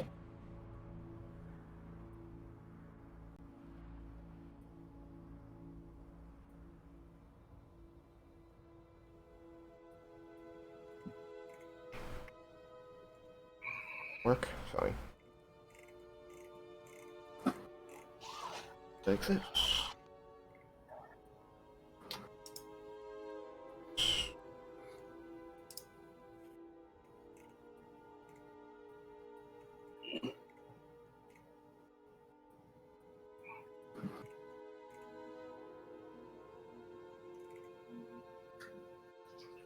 Very confusing.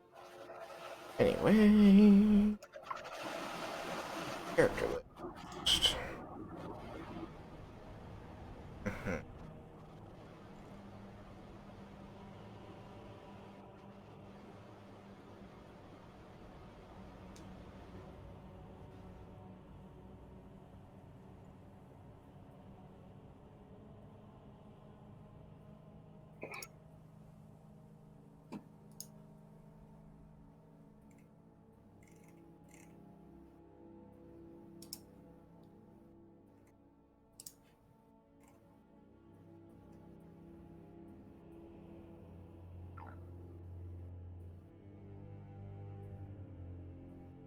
That's red.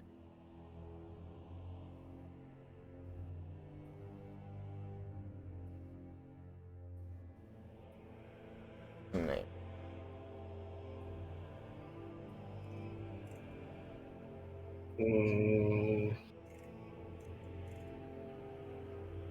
Frankly. You got it. Yeah. Knew that was You coming. found him? Someone's gonna say it. Marcel. Right? One more.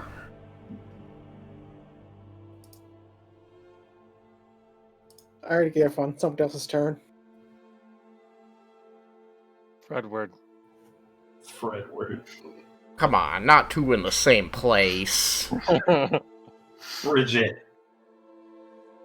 It's let's get a girl in there. For Anthony, not a girl? Thought that was a guy. I thought it was a girl. No, it's Fine. Anthony. Just friend at the Just beginning. That's the FR joke. at the beginning, yeah. Ash says Rose.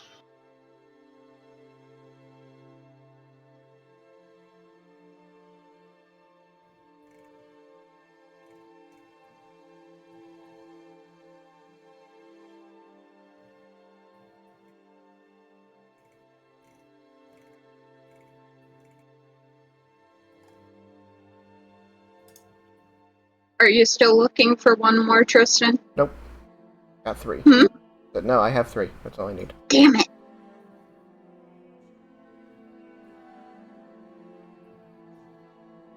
Carpenter's Guild.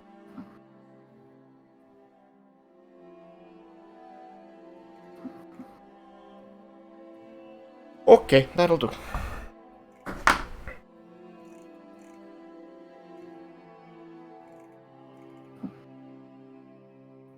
Huh. Not exactly the image I thought it was.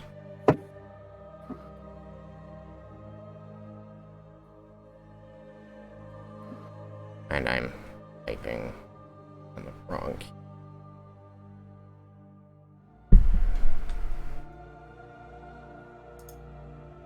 I think I didn't mess anything up.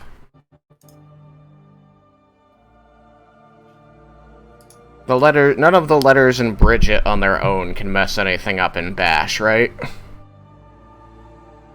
What do you on their own? What do you mean? Like, without any other kind of enter or anything like that while command is running? No. Okay, cool. Julies. The only thing that's going to do anything is doing a control letter, like Control C, or What about Shift B? that should be fine. Okay, cool. Accidentally typed in the wrong window. I typed on the wrong computer. Because I've got my work laptop in front of me. Here.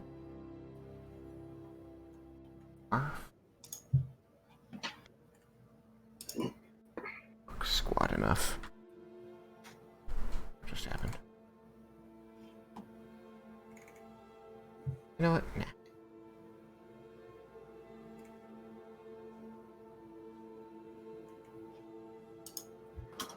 Like, just pulling out icons that I've already got in here and just renaming them.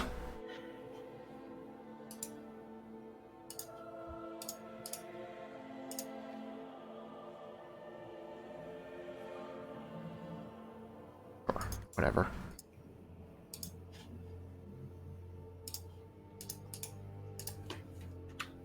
Here we go.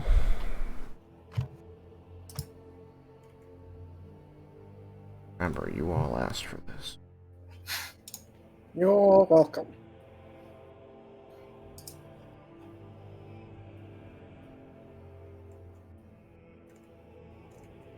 Alright, so you guys managed to catch up with Cyrus as he's making his way through the city into the mercantile district, where a lot of these guilds offer their services. And you find your way to one of the buildings owned by the Carpenters Guild, where a lot of woodworking happens. Inside, there are 3 people currently working today. They seem to be... within, 2 of them seem to be working on the wooden planks that are making up the body of a wagon, while the 3rd is working on a ledger at a desk. And so as you enter, one of the 2 people working on the wagon, are what appear to be a wood elf and a dwarf. and the wood elf is sort of shaping the wooden planks on a horse, a sawhorse, and then the dwarf is the one pounding the fasteners in to hold the whole thing together and assembling it as the shaped wood is passed to him. The person behind the desk appears to be a pale blue-skinned tiefling woman. And the wood elf, hefts this, maybe 5.5-foot plank that he's been giving a gentle curve to, and carries it over to the dwarf and hands it off to him, and then claps his hands together, and you see sawdust fill the air between them, at which point the dwarf starts coughing and punches him. He laughs and turns back toward the sawhorse where he was working and sees you standing now inside. And he says, in a light and amused voice, "Well, it looks like we've got customers, boss." And he makes his way back over to the sawhorse and pulls another plank over. You see the tiefling scrawl a few more words onto the page in front of her, and then set the quill down with a snap as she looks up, pulling spectacles down in front of her face. And she says, "Yes, what can I help you with?" She raises a hand over her and waves you toward her.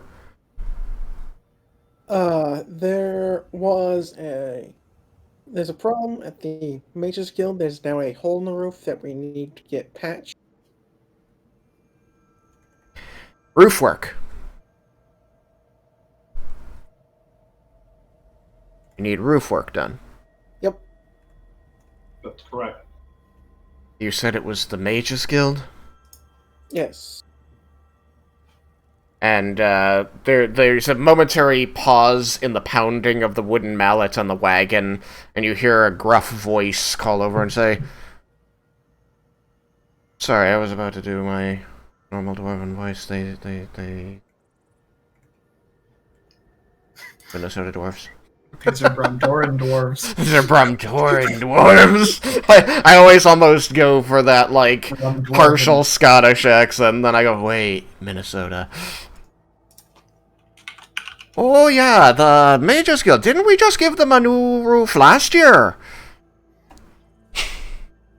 And the tiefling licks her thumb and grabs a big chunk of pages in the ledger and turns it back and then starts skipping through them one at a time.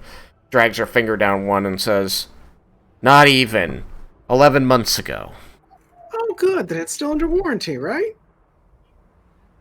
She gives you the iciest glare you have ever received from a fiendish creature like this. Her eyes are solid blue orbs. She says, "No. No, because it didn't even last the normal amount of time we would expect it to, I'm going to be charging her extra for giving me extra work to do." Sorry, I was just making a joke. We take great pride in our work here in the Carpenters Guild, and when people abuse the things that we give them in ways that are entirely avoidable, like the shit they pull in the Mages Guild, we don't take kindly to it. It wasn't her fault. A creature appeared and kind of put a hole in it. We dealt with it. And someday you'll have to explain to me how a creature appearing is not the fault of the mage in the building. Fair enough. Alright, boys. The wagon can wait. She continues reading the ledger for a moment and says, "I think we have at least the materials to start this. How much of the roof needs to be rebuilt?" I give her an estimate. What were you going to say, Mal? Since he spoke up, it'll look like I was going to say something, and Cyrus said it, so that's what it's good. Sorry, Mal. Oh no, you're fine.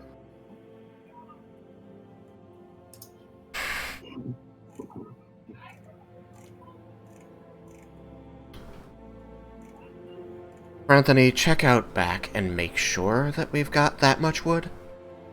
The dwarf looks over and sets the mallet down on the wagon and pats down his clothing and says, "Oh, you got it, boss."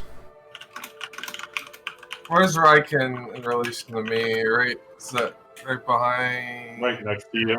Right next to me? He's right in front of you, technically, since you're talking to the person at the left end of the room. Raiken said he was paying too. This gets her to pay close attention again. Really? So, it wasn't the mage's fault? Correct. It was really nobody's fault. No, it was kind of yours. No, it's not. I didn't summon it.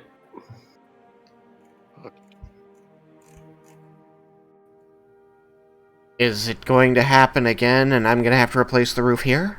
No, absolutely. We took care of the issue. You're sure? 100%.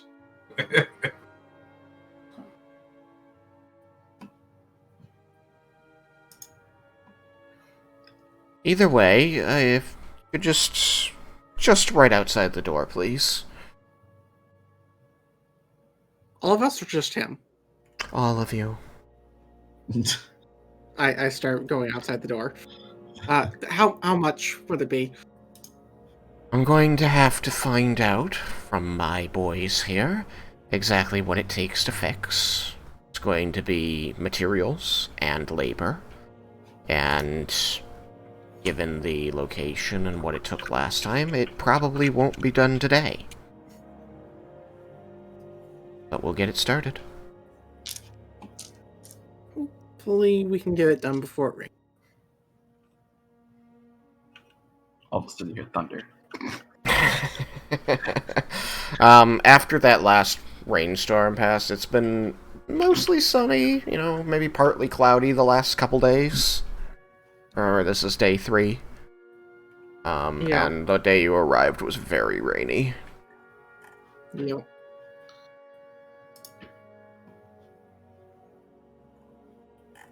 Very well.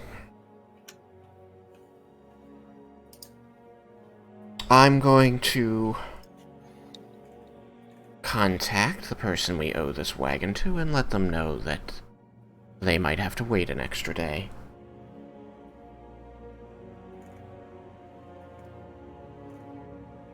After you are outside the door, she comes to the door with a slip of paper, which seems to note out the estimates for the amount of wood and the amount of time. There's no monetary value on this. She says, "My boys will fill this out with the real values, and then we'll get you a price." Alright. Heads back in, letting the door close behind her, and after several more minutes, these two come out this alley, holding a beam over each shoulder between the two of them, so they've got 2 beams. And the wood elf in the lead, comes up to you with the beams protruding over each of his shoulders, and he smiles. He says, "Alright then, well, my name's Marcel." He kind of, gestures into the beam next to him, tapping his head on it. He says, "The gent behind me is Franthony, and we'll be fixing your roof." Oh, you've got the estimate. Can you hold it up for me? I hold it up for him. Okay. We're going to need a few more beams, then. We'll need to make a few trips. I suppose more accurately, I tend to cause it for him to hold up, because I don't want him to have to try and bend down with the beams on his back. Like shoulders.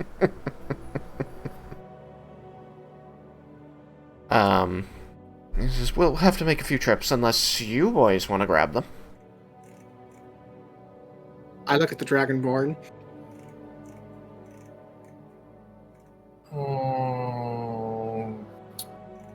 For time's sake, for Nalia, I guess I could help out. Yeah, Raiken will help out.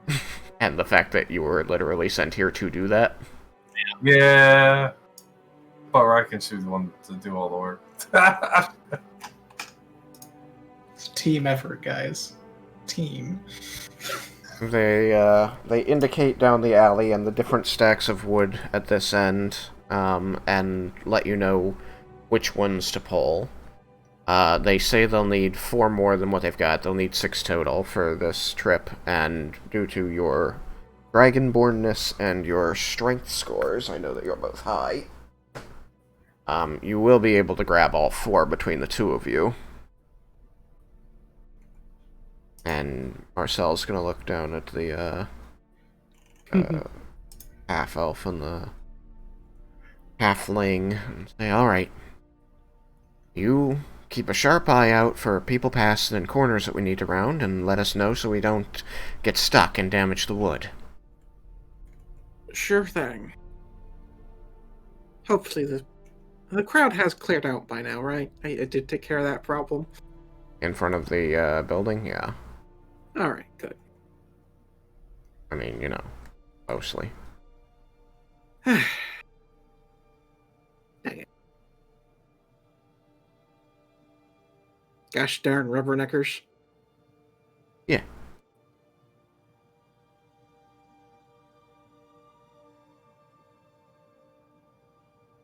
Alright, so... Alright, you guys get back to the city. I imagine that that Vendar and Lair are just, like, sitting on the shoulders of the golem now that he's walking on the road. You live like kings. I couldn't understand that. Yes, we live like kings. You are swaying back and forth gently as he stomps his way down the road at a pretty normal pace. And you come up to the gate, and there, up above, you do see what looks to be an armed drow on one end, and an armed human on the other. And the people on the gate, they seem to recognize the elf and the human from when you left, you know, like 40 minutes ago, or a little under an hour ago. But they seem very put not at ease by this earth elemental, and they kind of both come to the middle, you know, away from wherever they would need to be to make the gates open, and kind of lean out over and say, "Yes, can we help you?" I wave. Perhaps we don't need to be an elemental anymore. I we're at the pick city. up and one in each hand, pop them both back on the ground, You plop them down. and then gnome. Okay.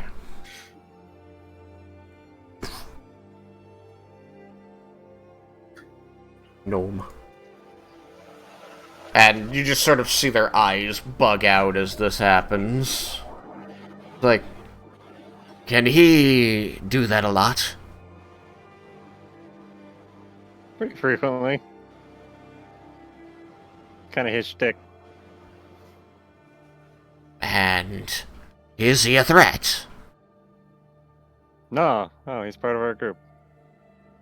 And the drow is going to kind of squint at you, and he's gonna go, "Oh yeah, I recognize these guys." He looks over at the human who's still leering at you, very warily. He says, "They're from the group that's working with Zeph. They ended the the rebellion thing? Hmm? He, you can tell that he doesn't exactly know how to phrase it that won't seem either dismissive of what it was or an attack against the human that he's working with.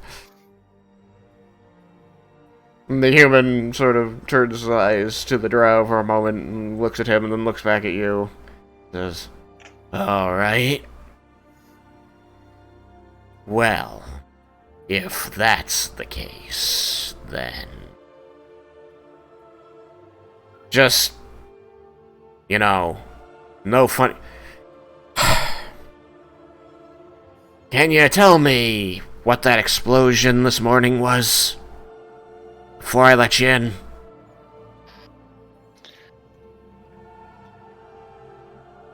It was a giant, but we took care of it. And it will not happen again. You sure of that? Yes. He leans. He leans on the stone and really eyeballs you. You're sure of that? Yes. He looks at the Drow, and you can see that the Drow is not even looking at you anymore. He's just sort of looking at the human, and as soon as eye contact is made, he just sort of really vigorously nods his head. Fine. Come on, Lynn. Help me open the door. They go to the opposite ends of the causeway here and begin working the mechanism that will pull the gate open for you, and you are able to enter.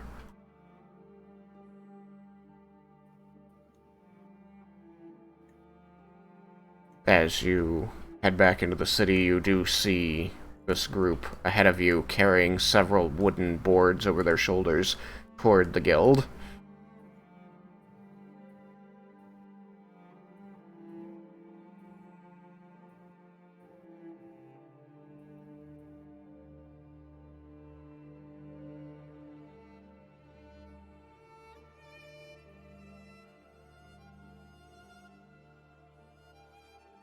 Until they reach the building and have to start trying to maneuver the wood inside and move this crowd that's still, standing around trying to see if anything else is going to explode.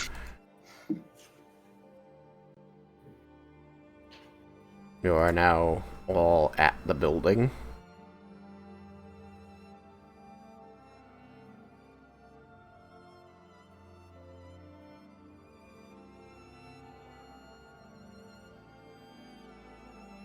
I would offer help, but I would be absolutely useless, so I'm not going to offer to help. The wood carriers, your friends who ran off with the crab, returned. Sans crab. Oh, how did it go? Taken care of. Well, we're taking care of the roof. I'm sure Nalia will be very happy about that. Something tells me it was probably your job. I went to make sure that the items were handled properly. No, it was a crab. A chicken is also a useful creature to polymorph things into, although they are fairly feisty. I roll my eyes. Could bite ya. Scratch ya.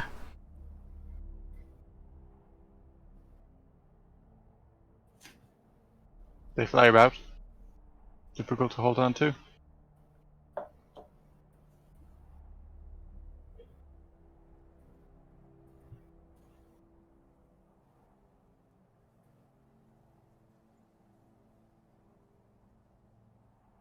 Alright. Ooh, So, roof.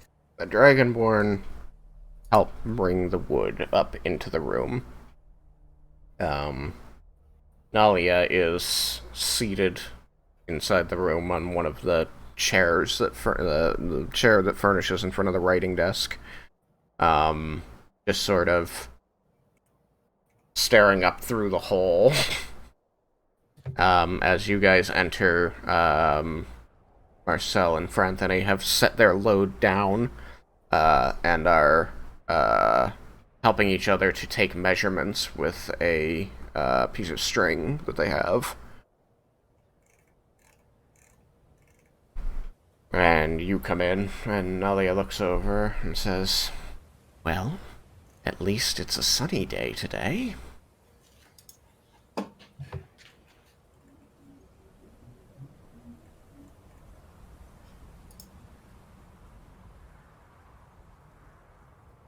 My Dragonborn are very quiet. Indeed. Yes, a beautiful day.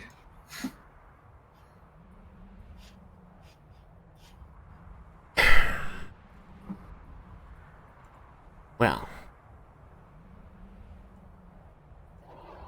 while you do whatever it is you have to do today, I'm going to be working with Nerevar on your item. She stands up from the desk, and as she walks up to the door, she stops directly in front of you, Raiken. Now that you're standing, she is not taller than you. And she brings up a fist and opens it, and in her palm there is a small cloth pouch with a ribbon tied around it. She says, "This was your belt." You turn it into a pouch?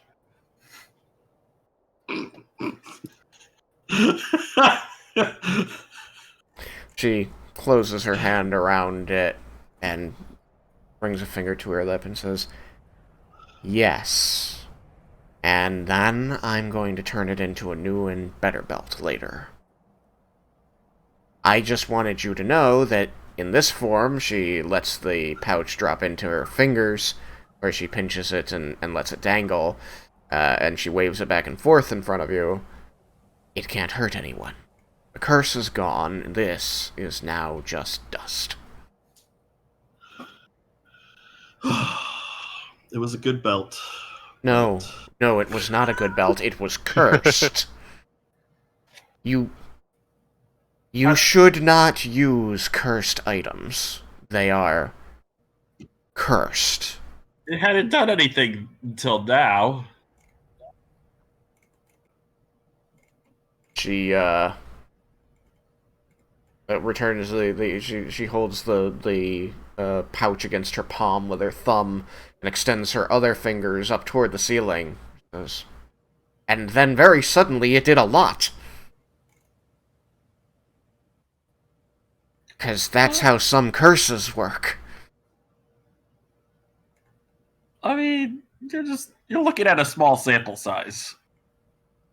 Imagine this had happened in an inn somewhere else, where the building wasn't constructed to withstand the forces of magical testing, and might have been filled with civilians, children without armor. All right, jeez. She pockets the pouch and says, "I will have a new belt for you later," and walks out of the room without making eye contact. As she's stepping away, Mhm. it's like Raiken might not say it, but thank you for getting him a new belt, and thank you for your hard work, Nalia. She pauses in the hallway and seems to consider your words for a moment.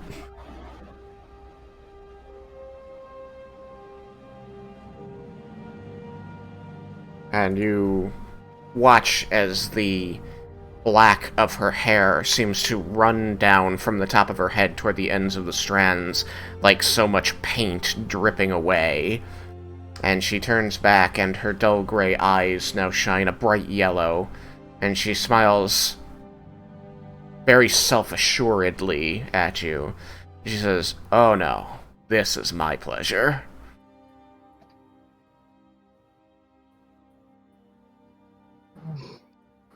Okay. Yeah, she gets to make an item. But you're welcome. And she strides away.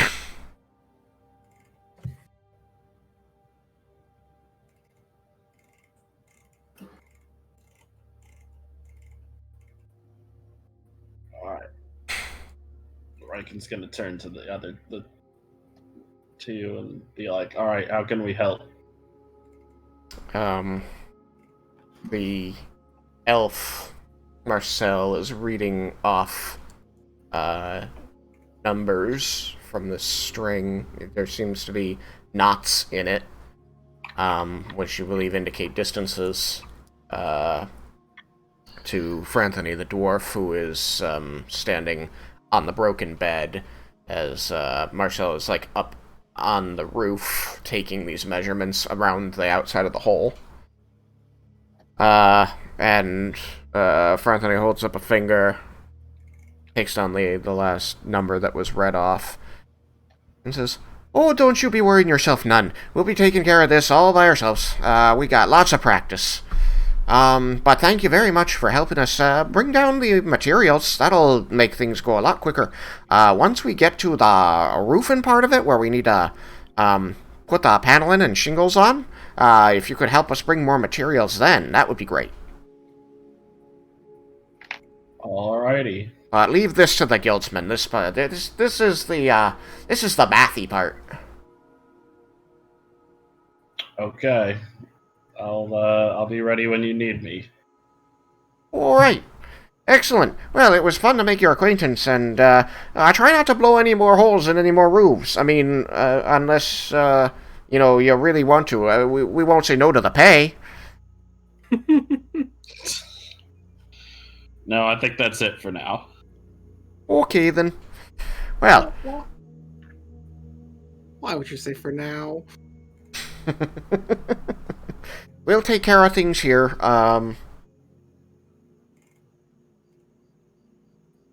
Sort of trails off, and after a moment, another number rings down from the roof, and he goes to writing that and appears to forget you're there. Alright, Raiken will head back downstairs. Boop.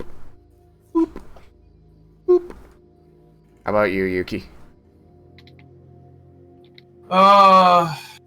Suddenly woken up. What time of day is it again?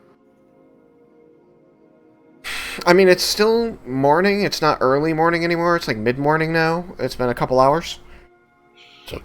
I think I'm gonna go back to my room and plop down while they're working. Okay.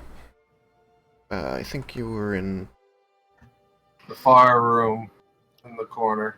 this one here. No, yeah, right where my image is. Yeah, that's the room I was in. Okay.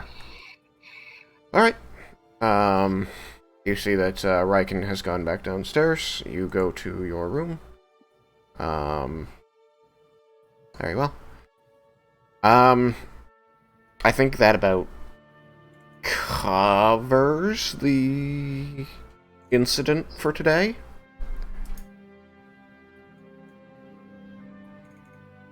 So, I think, unless you guys know of any other trouble you want to get up to, but the hope had been to,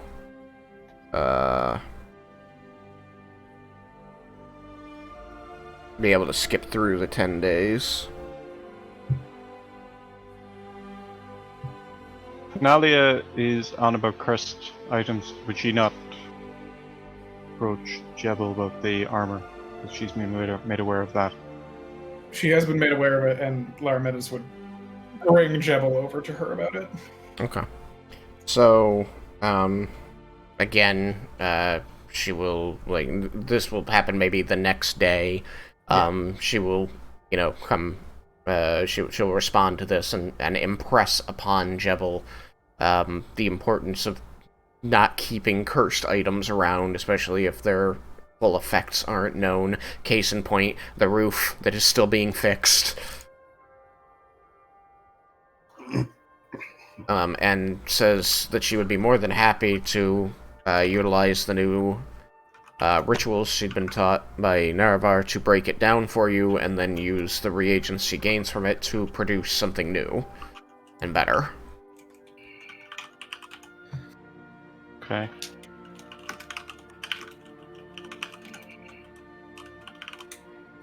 Will you Who allow... Who has the stuff? Leah has the record of the residuum, if that's what you're asking. Yeah.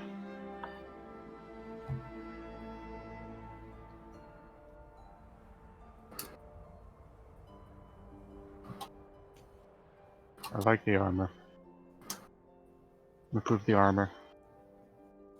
Okay. I can make you new armor that is similarly magicked, but not cursed. Yeah, that's fine. Would you like that? Yeah, okay. Okay. So, each of... I'm sorry, no, but if Leah has the residuum, I would ask if I could have some to perhaps make a staff.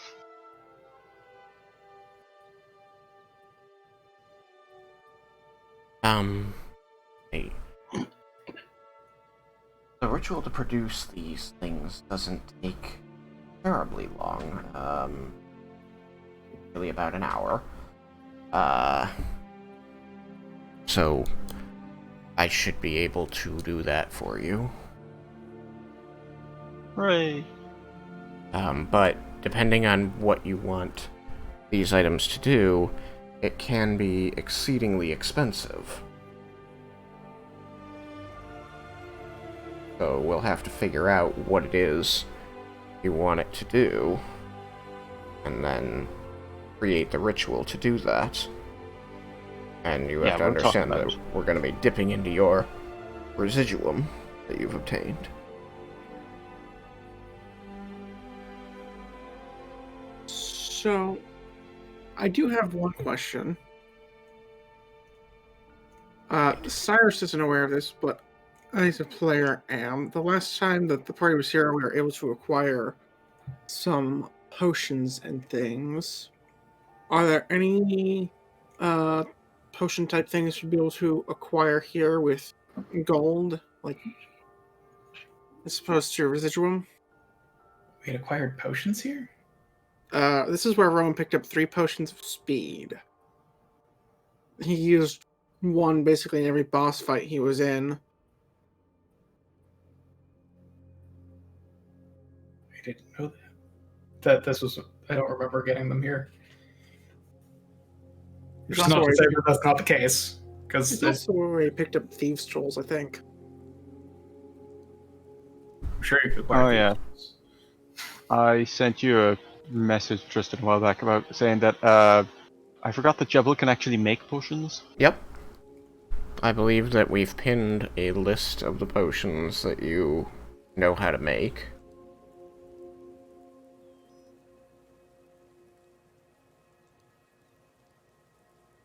I know that you had been looking specifically for, like, how to make potions of healing and stuff. Pin.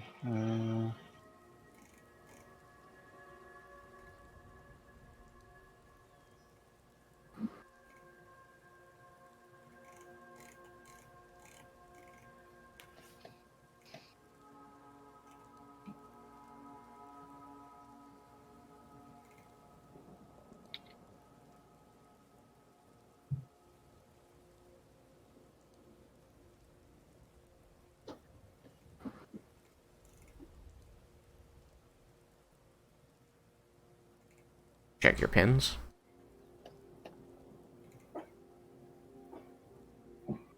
Oh, okay, personal things. Alright.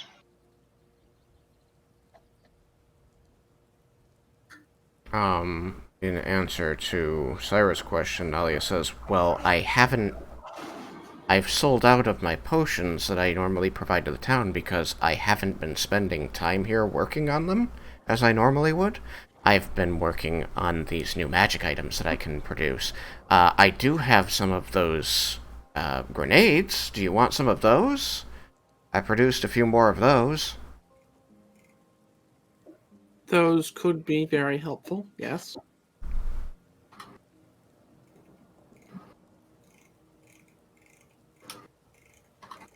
Alright. How many do you want? I think I could, I think I only need about 2, preferably. Okay.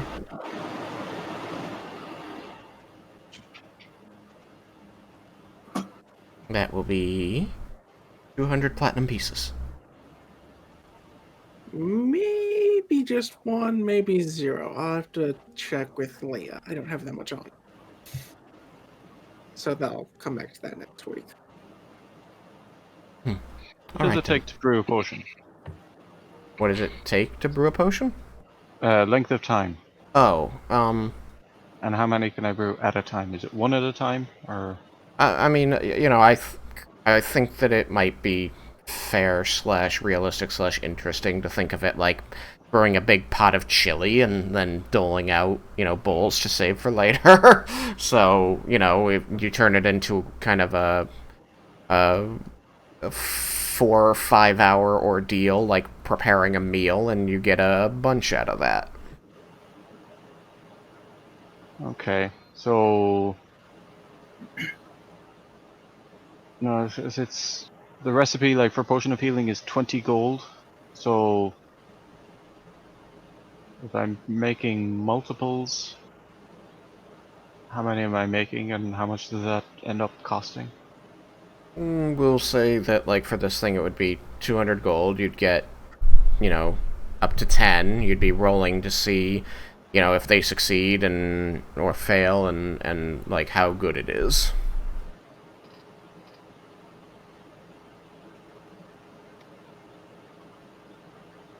So this will give you a chance to have better than just regular potion of healing effects. Okay.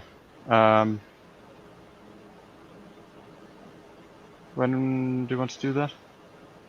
You could do it any given night after you've done your other things. Okay. Any chance Jibble knows how to brew a potion of fire breath? There is a Temple of Ione.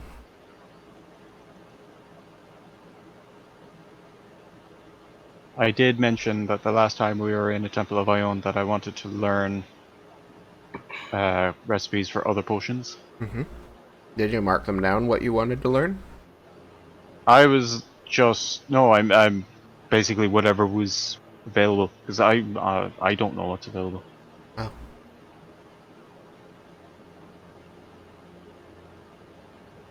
Would you have been interested in the potions of elemental breath?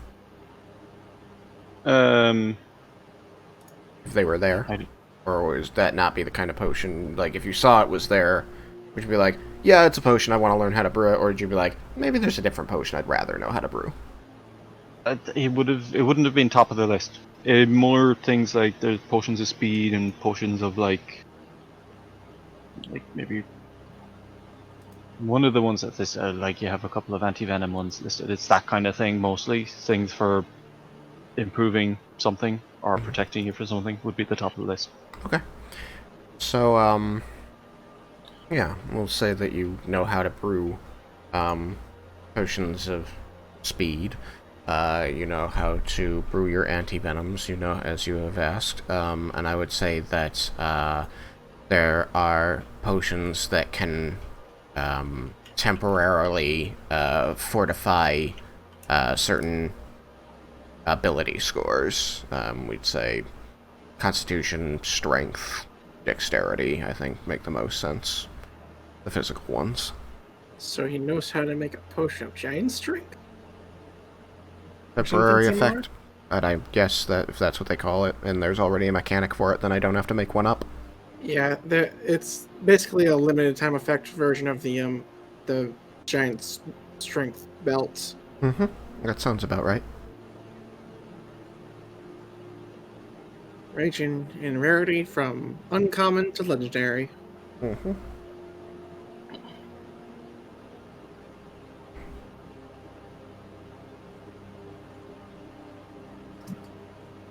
Okay. So, if you want to hit it beyond and just search potion and see what kinds there are, or you want to mark down, like, 6 different kinds, those are ones you'll know how to make. Okay. From your searching of the Temple of Ione in Tuca.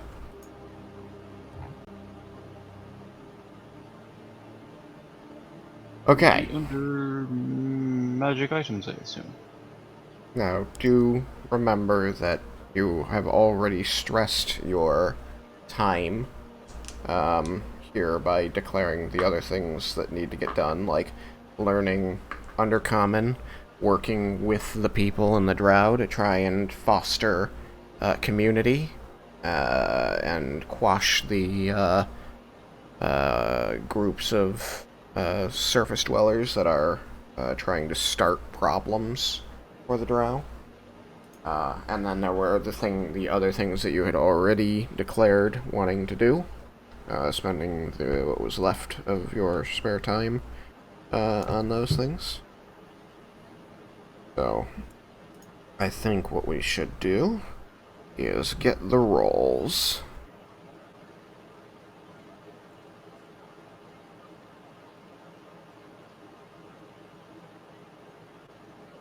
Ah.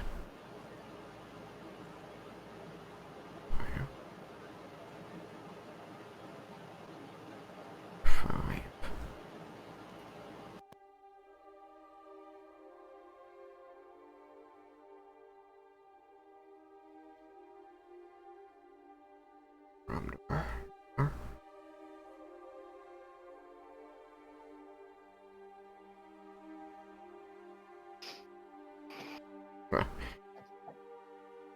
A little different, didn't it?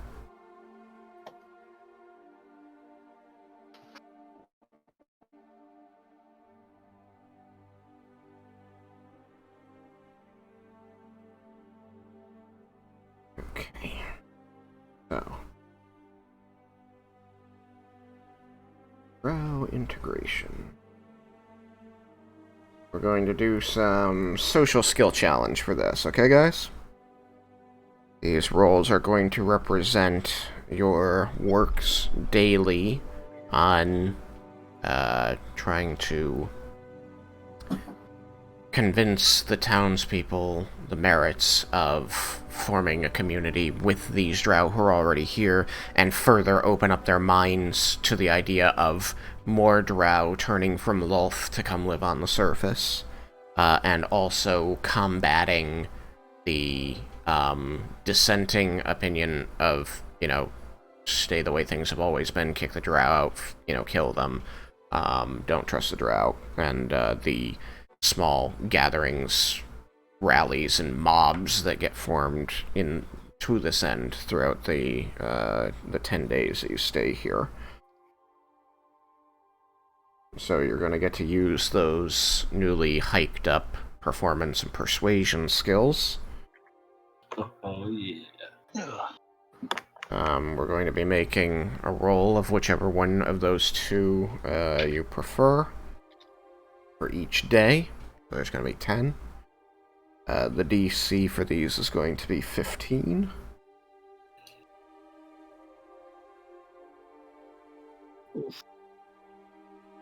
So we need 10 rolls. I guess.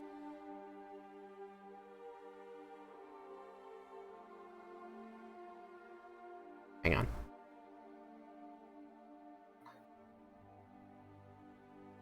Creating a table.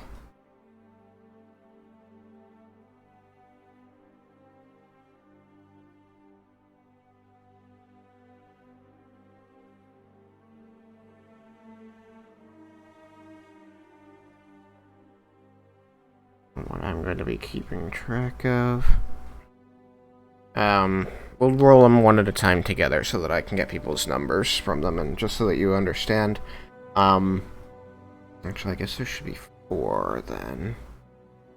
We're gonna have succeeding by 5 or more, succeeding, failing, and failing by 5 or more, having different effects on things, and those are what I'm going to be tallying. Don't fail the dice. And so, you know, if everybody gets 15, but not 20, everyone has succeeded for that day. Nobody's, you know, dragging the group down. The group as a whole is doing well, and you are, you know, pushing these views, these ways of thinking, these progressive thoughts out into the city, and seeing, you know, hearts and minds begin to change slowly. If, you know, some people succeed by 5 or more, that's going to improve the effects of that and help spread things further, faster, and help it be a more long-lasting effect on these people. Failing is... Are these just straight rolls, or is it a modifier? The modifier is going to be either your performance or your persuasion. Okay. Or either one, in my case. Yeah, whichever one you like. They're the same. So that thing that I was asked Nalia to do, when is she gonna finish this before? Like,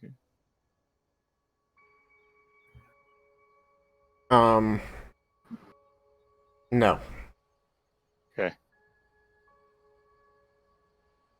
Yeah. And We'll do all of the Nalia items things truly at the end. You are benefiting from the skill ups that you got already, though. So the people who improved through doing these things, their persuasion or improved their charisma, that's going to count toward this. You can use that. You don't have to pretend like you haven't gotten that already. Okay. But anybody that I've discussed creating magic items with, that's not going to happen until the end of the 10 days when we're all here and we can get all the numbers down. Okay. Alright, so I would like everybody to choose either performance or persuasion. And I would like you to roll 1 check. And I will ask who got 20 or more on the check. And I will take tally marks. And this is... So, oh, sorry. my reliable talent makes it so when I use an ability check that I have proficiency on, I automatically get at least a 10. Mm-hmm. And I'm proficient with persuasion. Okay. So is that, and then plus my bonus, plus to the 10? Yeah, so it basically says anytime you roll less than a 10, treat it as though you rolled a 10. Okay, that means the minimum I can get is a 22. That's pretty impressive. And also this is before all the proficiencies are gained after the 10 days, right? Alright, so Gundar, you are now exempt from rolling. And congratulations to the party, you have one locked in tick mark in the +5. What was your question, Mel? I was just double checking, so this is before all proficiencies were added, right? After. Oh, after proficiency. You get to, I was just saying, you get to use those. The only thing that hasn't been done, that I'm not going to let you count into this, is anybody who's already talked to me about magic items that they want to try and create with the residuum, because some people have. Okay.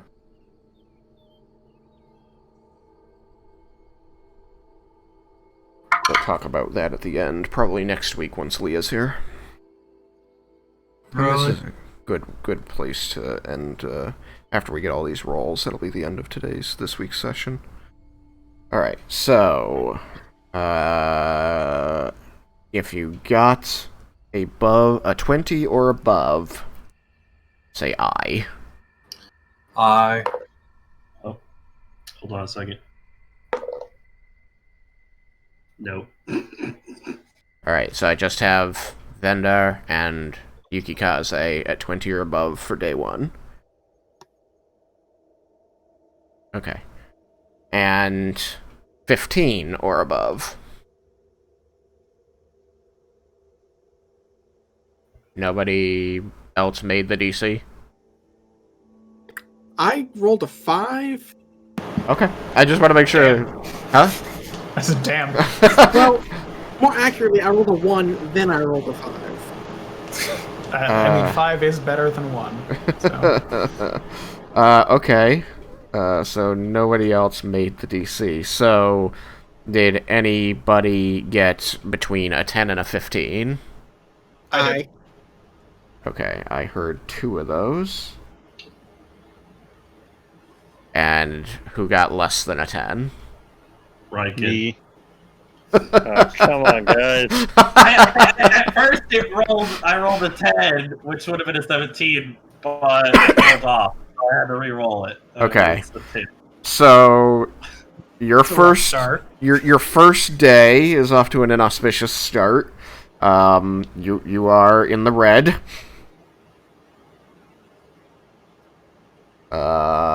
Things don't go super great day 1. People are still really still reeling from the hostage situation from the day before. You have some people who are already on your side, especially from after the ceremony at the Temple of the Raven Queen, but you really don't gain any new ones, and you do feel like you might be losing touch with some of the ones had already been giving you the benefit of the doubt. It doesn't seem like a good day. All right, everybody everybody except Vendar, roll for day 2.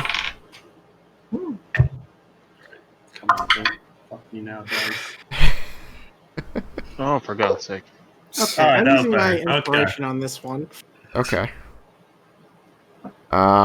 So who has 20 or higher?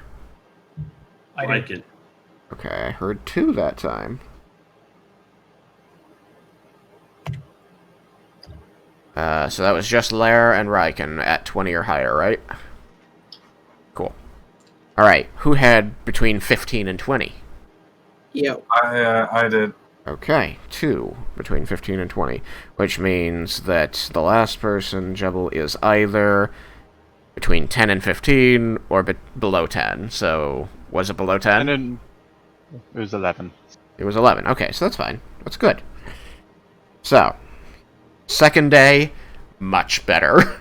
The sun is out, and people are just more responsive. They already spent the last 2 days around the Drow, and you feel like more people are kind of getting used to this. Mostly the ones who already had more open minds, but you feel as though this is spreading, and you go and you break up a rally, and some of the people from this anti-Drow rally actually do hang back, like on day 0, and listen to what you have to say again. So that is just a -1, so you're at +4 for that one. Cool. Alright, everybody except Vendar, day 3. Not that it matters, but I crit. Yeah. I hear the gasp. I'm like, somebody rolled a natural 20. Dice? We need to have a talk. Oh, tell me about it. Jesus Christ. Oh, no. You will roll a double-digit number before this is over, or I will kill you. You got 8 more rolls. It'll probably be okay. 20s don't play anything in this, right? Right. So on skill checks, natural 1 and natural 20 don't mean anything. You just look at what the total is. So if you roll for knowledge, for instance, and you roll a natural 1, that doesn't mean that you gained no knowledge or couldn't know it. If your plus is like a +12, that's still a 13, and that could be high enough to know something. I know many. I'm really regretting not trying to get expertise in persuasion as opposed to performance. Alright, well, we got 8 rolls to go through. This is only number 3. You're right. All right. So I know that Sam got above a 20. Did anybody else get above a 20? No. Okay. 15 to 20. No. Okay. 10 to 15. I did. Yeah. I did. Sounds like 3 of us. Oh, was anybody below 10? Jello might be. I'm below 10. Yeah. Oh yeah, that does work out to 6. Okay. Day 3 is another very bad day. One step forward, 2 steps back. Maybe you should leave the talking to me. We did. You already got all of your 22. 8 minus 1, 7. Okay, that's a better way of doing this. That's minus 2. So that gives us I'm that. proficient in a charisma 2. class. I'm just rolling This is minus crappy. 1. It's not as bad as the first day, but it's really not good. There's another anti-Drow rally, and you try to break this one up, and it just doesn't go your way. You end up having to leave, as it seems like it's going to turn violent, and you really don't feel like any hearts were swayed.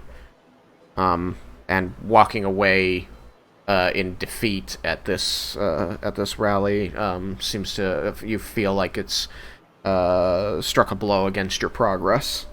All right, day 4 rolls. Everybody except Vendar. I'm on my third D20 now.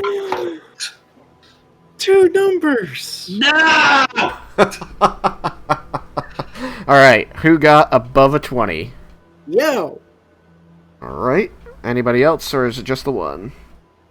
Okay, 15 to 20. Me. 1. 10 to 15.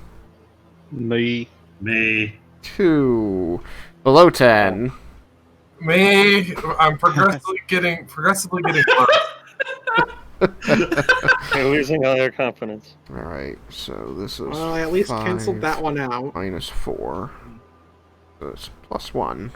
It's not anywhere near as awesome as day 2, but you do feel like you make some progress today. You went around and visited some people in their homes. You got them to meet with some of the Drow, like in a controlled environment, and they talked, and you felt like some better understanding was had. You feel like you made some progress today. Day 5 rolls. Number I 4. am legitimately getting Jesus. Mother! Fuck! Oh, fucking That hell. doesn't sound good. I'm feeling some negative energy from the group here, and I'm just not having it. People. I haven't rolled a double digit except for on one die. I've used all 4 of my D20s. No, you don't even get it. I started off with 20, then 13, then 3, then 2. Come on. Alright, so 20 plus. Nobody. 15 to 20. Me. Yo. 2. 10 to 15. Raiken. 1. Below 10. Me. 2. This is not a good day. What is this bullshit? I have a +7 on both of the freaking performance and persuasion. Alright, This plus what? this is day 3 all over again. You know, things are going okay, and then you just feel like you're not really making the connection with people. And you feel like not making that connection is making you look bad. Come on, baby.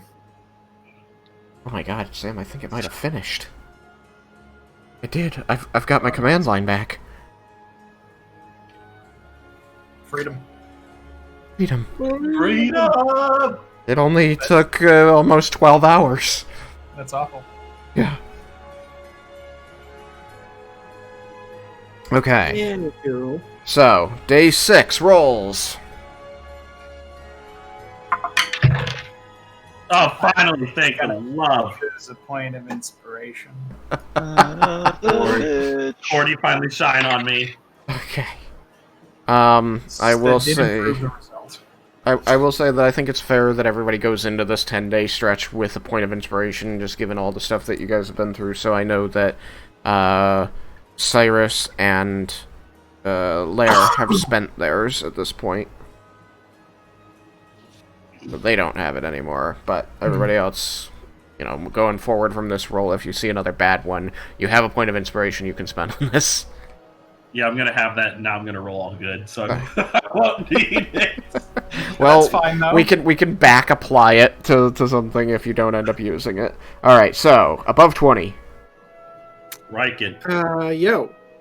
Okay, 2, not bad. 3 when counting Vendar. 15 to 20. Nobody. 10 to 15. Yes. Yeah. Okay, so nobody was below 10? Nope, not this time. Okay, well that's still really good, because that still means that you're at +3. Progress. Yes. This is a middling productive day, meaning middling between your last productive day and your most productive day.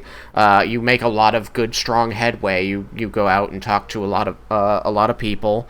Again, now you find that some people come to you, asking questions about the Drow and willing to be introduced to Drow, and finding tasks that they can work on together.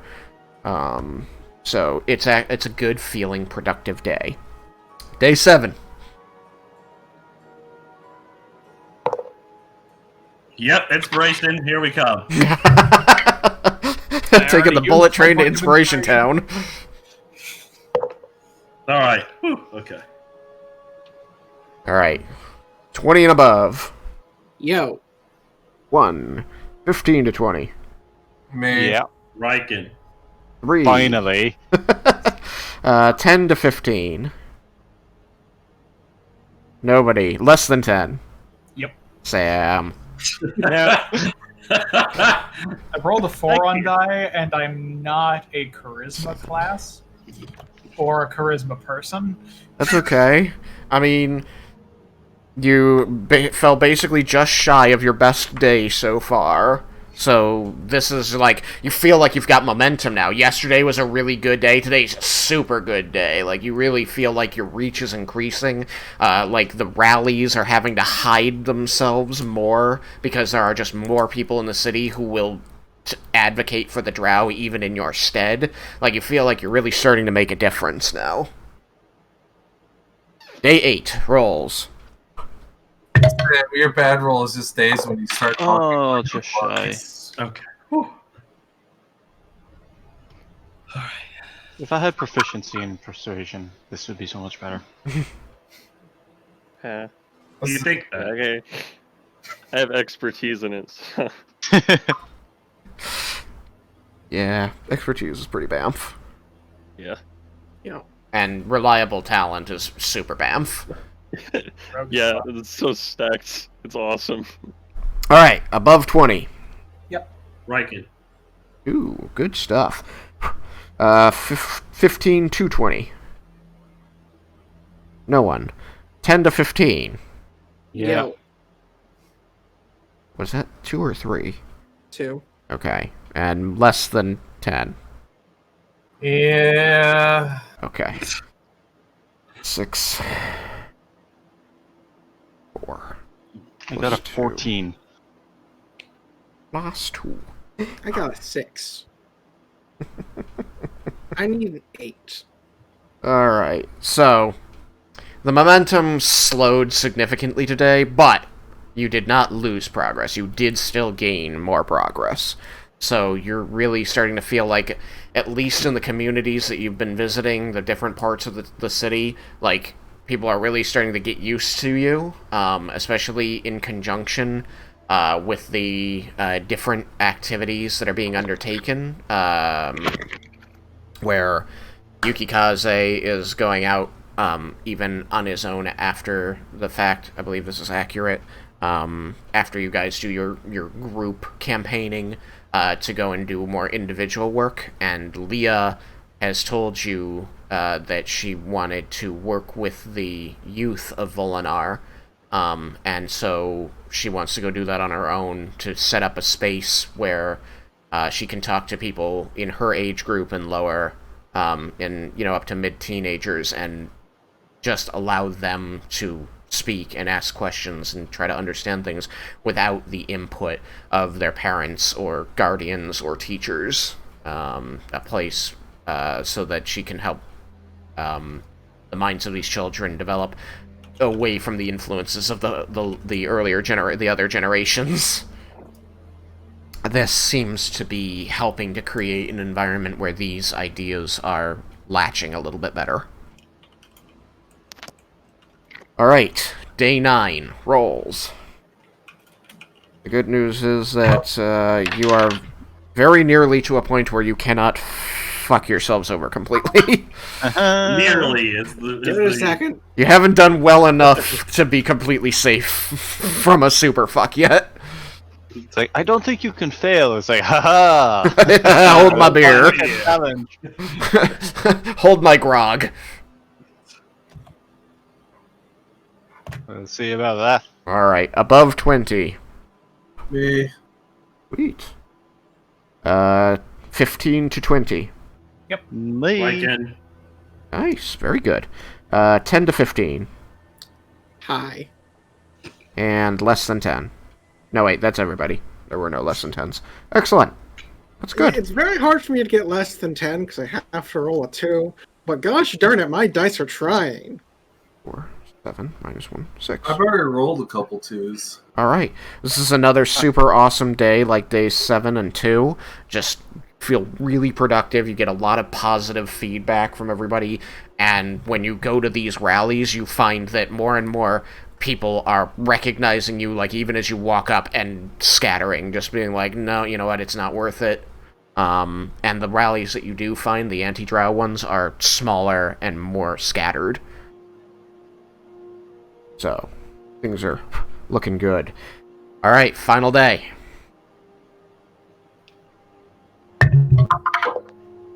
Oh, not again. Ooh. I'm not finishing with that number, so Inspiration. yep. Alright, we may use your inspiration if you have not yet already used it. I use mine. That's much better. That's not even any better. Freaky dice. I'm so sorry. Alright, above 20. Yo! 1. 15 to 20. Oh no. You guys are really trying here, aren't you? 10 to 15. Me. Yeah. Raiken. 10. So I went from four. I went from a 2 to a 14. Well, you know what?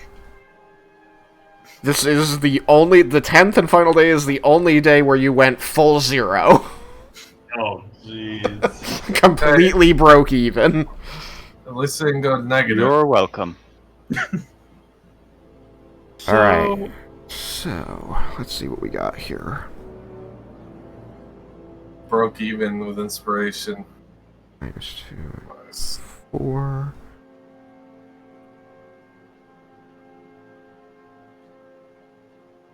$12, 14, 17,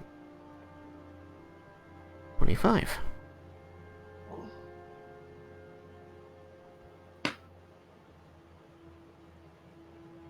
Cool.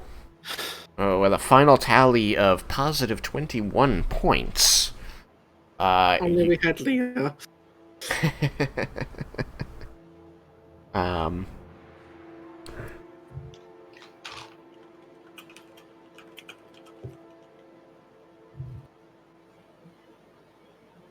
I'll get Leah's rolls from them.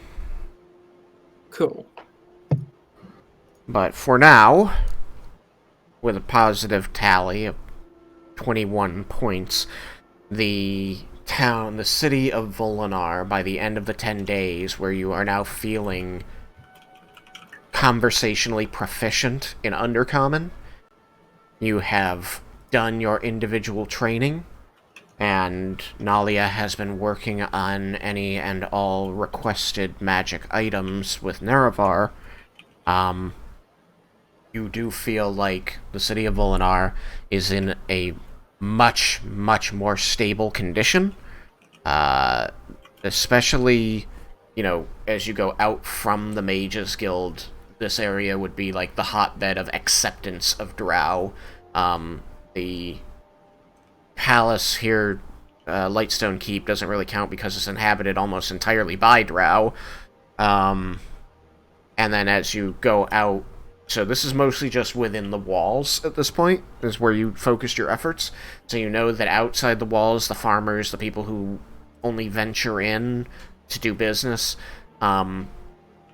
probably a lot of them are either fence sitters or very against what's going on. But within the walls, the city itself is looking a lot more accepting of these particular drow, and given this, it seems like there will be a high probability that you would be able to introduce new drow if more were to come to the surface without it causing a total, outcry of violence or dissent.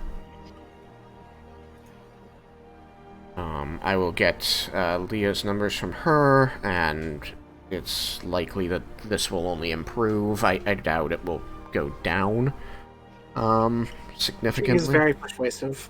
Yeah, I think that that'll be fine.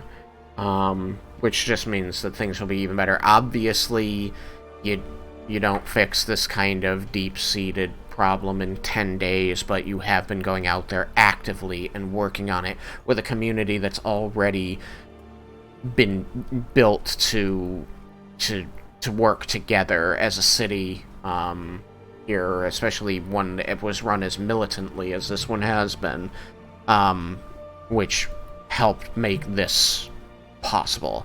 You feel confident that you can leave to go to the Underdark to do, to accomplish your next goal, or work on it at least, and this place should not, Collapse. devolve into chaos in your absence. There are, of course, still Chads at work trying, but you have severely undercut their power and their sway with the people here.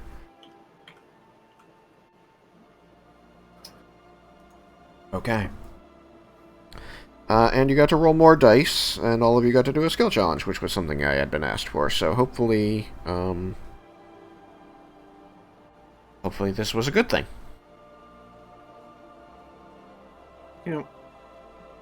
Out of the 14 rolls I ended up making, 3 because of ones and 1 because of inspiration, only 4 of them We're double digit.